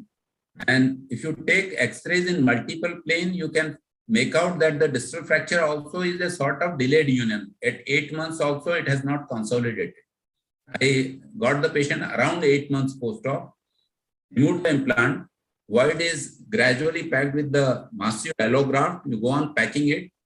It becomes a very compact hollow there. You have to pass the guide wire. You have to make a proper drilling. Then only you can place your screw. It becomes very, very strong. And here is the abduction osteotomy done. Compressed with a Muller's device, probably little overdid it. So the screw is showing slight bend, and this screw has to be 4.5 millimeter cortical screw. It's not a 6.5 screw. There are DCS screw along with 2 screws is probably as good as your condylar blade plate construct. And then distally I added 1 more plate because I felt that it may just, she's pretty heavy. And the graft down below also. 4 months, 7 months. 7 months I wasn't very happy. Probably this screw is cracking, and distally fracture has united. At this stage, it was discussed with Dr. Chandak also, TANNA Sahab, and Dr. Agashe also was consulted, and all 3 of us wanted to revise it, but then the second wave of COVID came and she disappeared. I thought that somebody else might have treated her. After almost nearly 2 years of the surgery, I called her, and one fine day she appeared, no pain, walks about 1.5 to 2 kilometers every day, and the whole thing has sailed through. It hasn't collapsed anymore than that. The study also is united. So Asim, this proves the theory which I have been talking about. Yeah. That if there is no pain and the X-ray is not very satisfactory, probably you hold on, and it's very likely this fracture is going to heal up. Yeah. Pain is the main criteria. Because in this patient, if he had a pain, she had a pain, she wouldn't have carried on even in COVID. Yeah. And there is one more. BG, and here comes Sawala.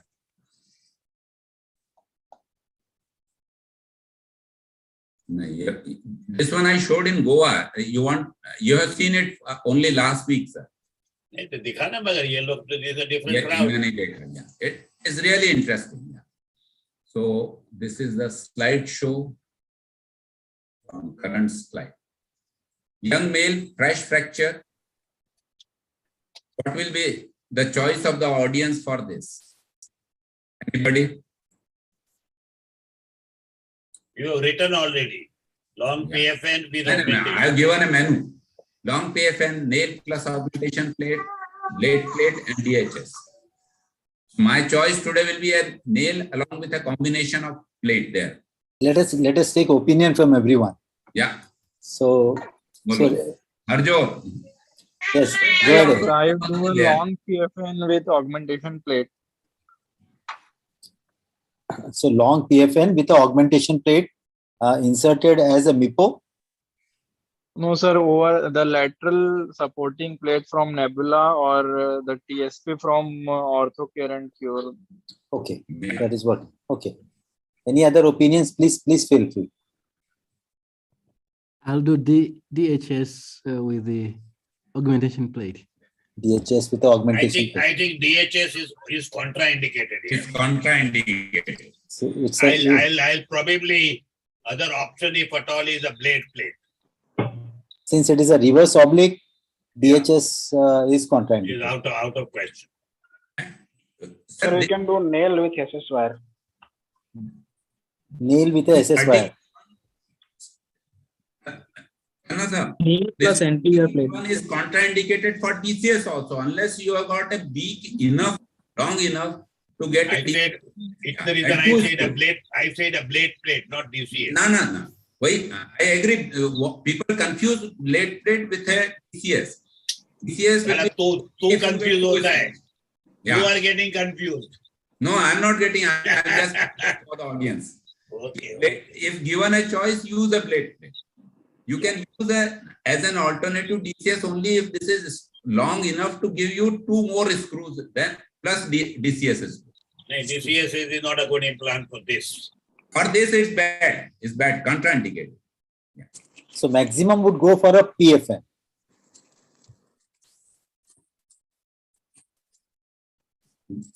This is what was done. Somebody wanted to do a DHS. This is what happened. 5 months. I think one thing we all 4 of us would feel that DHS is not a good implant for this fracture. Do you all agree, the faculty, all 4 of us Yes, sir. who are here? It's contraindicated.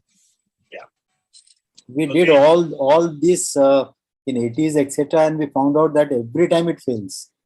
Not only a couple of times, it used to fail every time. Because that time DHS was the only improved implant. Available, yes. It was there. We used to do that. Easily available. Even the good Indian ones. Asim, Okay. at the barrel plate junction, there is one screw. Barrel plate junction. Is it a broken? No, go back. But this is the first one. Yeah. No. So This This one. he is doing. he Why are you going back? lesser drop. No, just get the first X-ray. Oh, yes, stay on. Stay on there. Stay on there. Don't jump around, Asin. Yes, sir. Next one. The Next. Next one. That's all. Just stay there. Stay there, Don't please. At the barrel plate junction, there is an oblique screw. So, Trying to fix that lesser drop. but Yeah. that is not through the DHS. Yeah. No, It is Yes. outside. it is outside. Okay. Now, somebody has asked, and you have all said DHS is contraindicated. And this is the reason why it is contraindicated. The shaft here has medialized. Okay. So a DHS or any collapsible implant is not a suitable implant in subprobe fracture because with the collapse, the shaft will medialize completely. And this is very well To seen. pull away from the barrel. Yeah. Great. And proceed. Yes.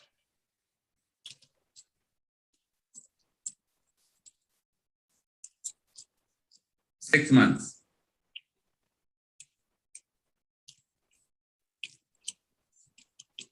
How will you revise it?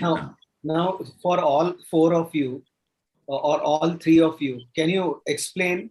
Now here, the screw has not cut out. Okay. And the barrel has touched the last thread of the hip screw.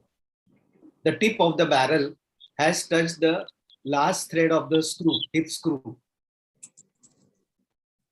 You see all the screws in the shaft are broken. So how do you explain that?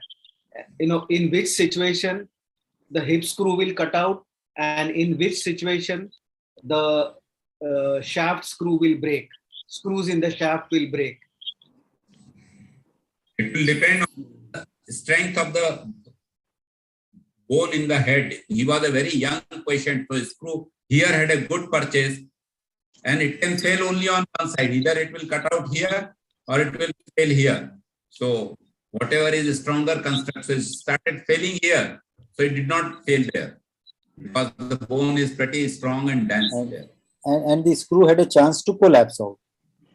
Yeah. Okay. What a Agree, CT. Sangeet? Do you agree, Sangeet? So if the surgeon would have used a longer plate, probably would this have happened?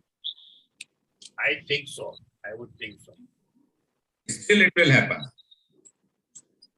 Because plate is not really short. Almost 6 screws, not short. You can't by putting 10 screws. Yeah, this could have been prevented only by addition of bone graft on day one and TSP from the lateral side to supplement the lateral. No, Then sir. only- Sir, why the screws are broken? Because it is the posterior sag. Now, if you see the second picture on the right hand side, no, Asim, stay there. Yes, here. Mhm. So if you turn it on the left side, you see the shaft has sagged posteriorly. This is a lateral view. Mhm. Okay. Mhm. And all the screws are broken because that deformity where the shaft shifts posteriorly has not been able to control by this implant. What do you say? So is this posterior sagging after the screw breakage or even prior to that? No, so see why the screws are broken, because there So are what- tremendous forces because of which the shaft is going posteriorly. Right. Otherwise, His main question is, we are seeing it now after the screws have broken. Probably it wasn't there like this to start with. He doesn't have a lateral view on day one. But Okay. this is what we would still feel. Okay. That it hadn't become like this. You mean to say from day one it has been fixed like this? No, it was fixed up properly. But once the screw break down, now the distal femur is loose, so it is shifted posteriorly with the gravity.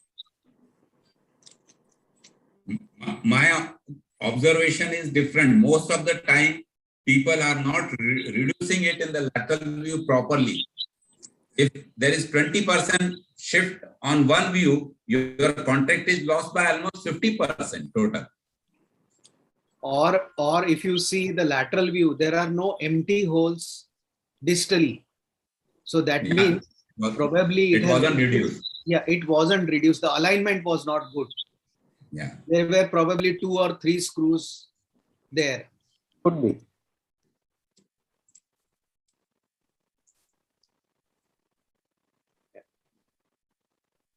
How do you reduce?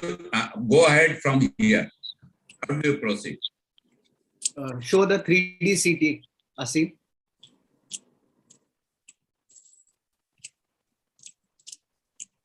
So all this is not giving any information, any additional. Yeah, it's useless. Yeah. It's useless. Sometimes they walk in with the city, or I ask for the city so that I get some time to consult you. Okay. So you can More you feedback what to do. It really doesn't give information about the mechanical construct But if there is a large collection, etc., that may be brought to notice. Yeah, it may be seen because Yes, MR is right. out. Yeah. No, sometimes it gives us the volume of bone in the head remaining there. It gives some idea that do we have a good bone stock there? As you can see here, stock is But good. Asim, the X-ray is not good enough. Why have you done the CT? It is I a don't remember whether he walked in with the CT or I No. asked for it, but most of the time is for buying time So, before I come in. here the screw has not cut out from the head. It is in the same position. All what I has just happened is remember. in the shaft or in the intertrochanteric area. Right? Agreed. It is established non-union. It requires revision. So the CT is And not. in a young patient, it has to be osteosynthesis. Yeah. So the plate was removed. Screw was retained to use as a bone holding to maneuver this proximal fragment. Distal fragment was held with a verbrugge and a periosteum was used to lever it out to length. The whole thing has migrated proximally and medially. So attempt was initially made to use a periosteum to lever it out to length, but that did not succeed. So finally I had to use an osteotome to cut through the fibrous tissue and the bone formed there and mobilize this fracture. It's a bit risky to go in this area. Take care. And finally, at some stage, I removed the DHS screw and packed that void with the bone graft as we saw in the last patient, allograft. Fracture was reduced and held in decent position with 2 K-wires. This is not perfect, but this is not too bad. At this stage, I passed the guide wire for my DCS. Again, your favorite implant. Yes, my favorite thing. Slide in a long plate and remove the K-wires before fixing the plate. So improve the reduction to 100% in both the plates. And 2 more screws in the proximal fragment there. And on the top of that, I added a second plate anterolaterally, as AO has been talking about. Few screws here and there, locking screws down below. So a 2-plate construct. And patient also was very happy 6 months down the line, no pain. He walks 2 kilometers, drives a scooter and goes to his factory. No problems. So everybody is happy. And around 7 to 8 months, he comes with this. This was 7 or something like 8 months, something. 6 weeks after the 6 months. So 7.5 months, it broke. Now what? If we go back to the previous X-ray, both are surface implants. Yeah, both are surface. So both surface implant is probably not a good strategy. Yes. Because my lesson hard way. it takes a large surface area on both the side, and the one or could have healed and then it could have given a good result. Medially. No, so the problem here is the implant breaking, the plates breaking is a sign of too rigid fixation. No, I won't agree. We wanted absolute stability here. We wanted absolute stability what you have achieved, and that is why now go to the next one where it is broken. So that is why the plate is broken. So how would you provide a relative stability in that situation? So only the DECS would have been enough, because there are 3 screws, 2 bicortical screws apart from the hip screw. Okay. Isn't that good enough? Probably no. The AO also teaches that you put this anterior plate. If you go through the Marty's book also, he used to do a blade plate, and at places he used the anterior plate. Another important issue was, Dr. Chandak, that's for you. Saab did not agree with that. That something which is so much disturbed like this one, can you do a nail in this situation? Nail plate, as you mentioned, you also mentioned that a combination. Can you restore the hip biomechanics and with this trochanter lying here, get the proper entry and align it and put nail in perfect position? Yeah, we have done it once or twice. It is tough, but it is possible. So you need to You need to skeletonize that whole area to get the reduction. That is, and then you need large amount of copious bone graft and one form of some surface implant. Then it is possible. As you can see here, as you can see here, now you know very well that you can pass a nail here in this view. You can have no, don't change here in this view. In the center, you can see very well that you will be able to pass a nail without any hassle, fill up the gap and put in a surface implant. This is the one which will help. And it is what quite a few people even answered it on the chat, that the first treatment is nail and a pin. Yeah. I did it for a 3-year-old person. I'll show sometime next week or maybe next week. Done about 2 months back. Anyway, what did you do now? You did the same thing. Nail plate. I did the same thing. A nail and an augmentation plate. So I'll show that. Which was to be done for day one, which was to be done on first complication, which ultimately you did it in second complication. Yeah. So the conclusion is this implant should be withdrawn from indoor. It should not be available to us. I'll shift to blade plate. Blade plate. When you were there, I wasn't doing a blade plate, Asim. I have got the instrumentation. I wasn't having access to blade. Now blades are available. In the conference, I saw that they were good blades. So I'll again start doing it. I was doing it. I have purchased it. I have got. Me and Javed Bhai both have got our own personal set of blade plate instrumentation, but the blades disappeared. Nobody was providing. Okay. So, now proceed what you done. Broken screw, please keep broken screw removal set on table. We removed it without the set being available, and it took quite some time, almost an hour to remove 5 screws. But one by one we could remove them and we could retain the bone. Hollow main and other things were used. So not much bone was destroyed. Hollow again packed in the head with bone grafts, allografts, and that's how you get the guide wire for the PFN. And except the guide wire, which is inferior and slightly posterior in the femoral head, and you can get the lateral view on a radiolucent table by rotating the leg, figure of 4 position, and a lock and an augmentation plate, and 3 months, 12 months, and this never 21 fails. months, 4 years. For femur intramedullary implant with surface derotation implant, that should always succeed. No limb, nothing. Limb length I think it is what if you see it in the chat, few people have written.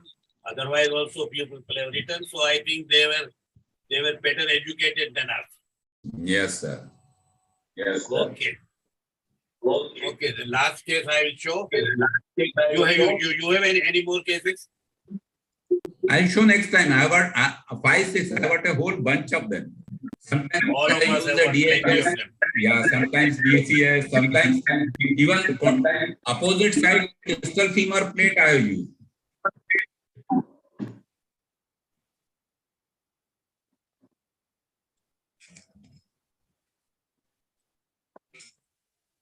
This is the patient.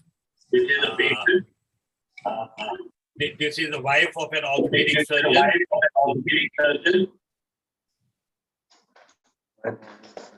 Day one. 71-year-old wife of an orthopedic surgeon. Why there are echoes coming? I don't know. Sir, are there 2 active devices? No, I don't have 2 devices. Participant cannot see my screen.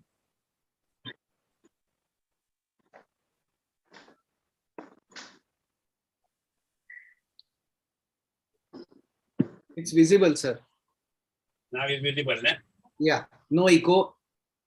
Okay. So this is the fracture, day one, and this is how it was fixed with the PFN. Now, as I have been mentioning, in this sort of a subprop fracture, I find the PFN alone is a very, very unpredictable implant.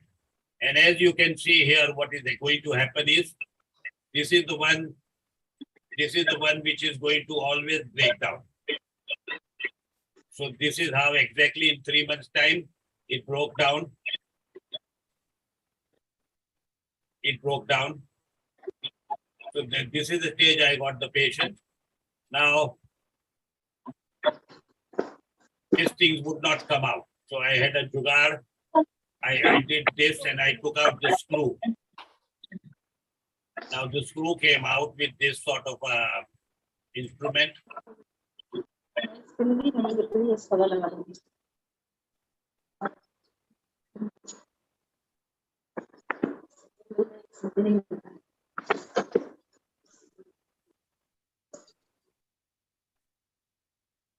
Dr. Dilip Okay, Gupta, now- Dr. Dilip Gupta, can you mute yourself? So now the top part came out. Now, as you can see, I went through the fracture. I went through the fracture and I opened up the fracture because there was an angulation at the fracture. I predicted that this will not come out straight. As you can see now, I am trying to remove the remaining part of the nail, which is not coming out because it is spent.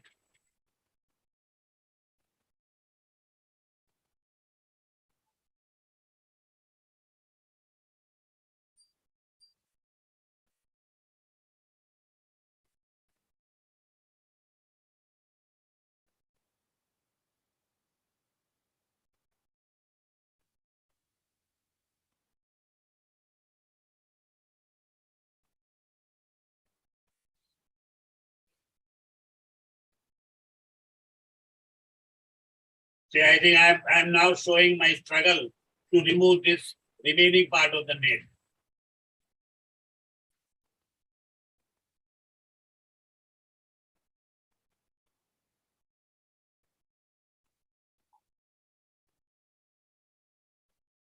Still, it will not. It was holding it and it won't come out. मगर जोड़ा से करो रखे हैं यार क्योंकि आत्मा को बुलाया और दूर उनसे रख। जो बातें कही उसको सुनकर आपके होश तो क्या उठाए। रखे स्टीव अपने सिद्धू से पूछा वो कहाँ हैं और क्या कर रहे हैं, तो उन्होंने बताया कि वो अपनों से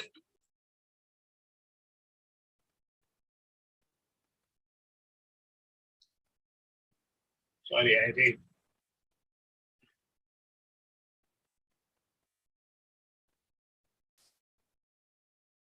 This is, I think, a little pertinent.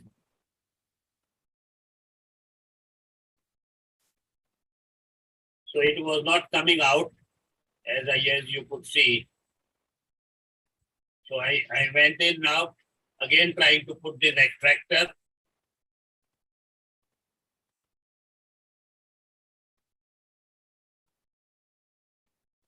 And it is moving, so I'm holding it.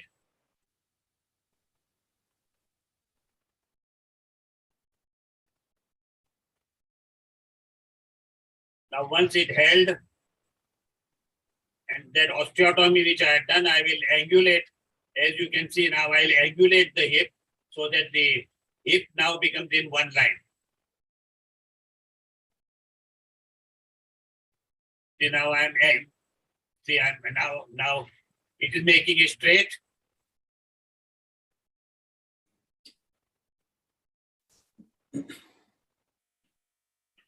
So now it was removed. So now in that same thing what Dr. Asim was talking, in a DHS track, I am putting the bone graft. This is a special instrument. So this is a Sleeve.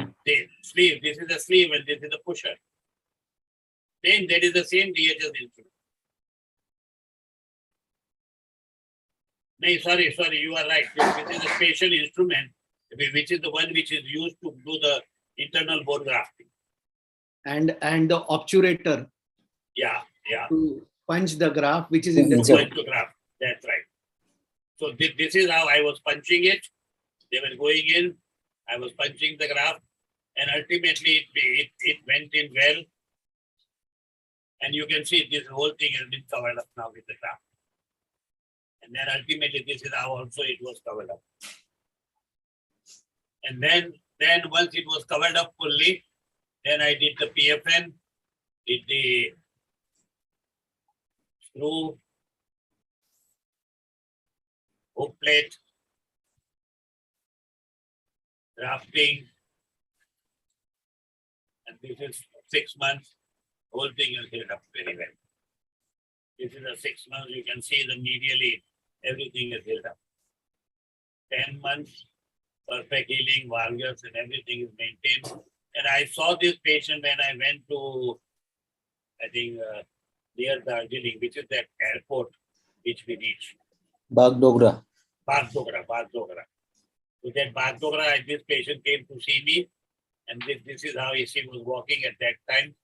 She had a limp, she was afraid, and then ultimately they showed me they sent me the video, which was walking very well with the stick, and then she is perfectly all right, except the little limp which remains. One good thing in the construct was the hook plate was holding onto PFN. That was something unique. That's right. Okay, friends, it's already almost 10:30. Dr. Sangeet, you want to say something or you want to present something? No, sir. No, next time. Next time. Anyway, next time, Thursday, I am not there. I will ask probably, if possible, Dr. Jawar Jetwa, and you people take over. Sangeet, you present, Shabdo, Negi, whatever you desire. I am in Coimbatore, that lovely meeting in Coimbatore, as all of you know. Okay, friends. Thank you very much. Good night. Sir, next week you will be there. Tomorrow you are going. Yeah, sorry, Coimbatore, I'm going tomorrow. But next week I am going out on a holiday with the family. Okay. Sorry, you are right. Good night, sir. Okay, good night, sir. Bye. Good night. Good night, everyone.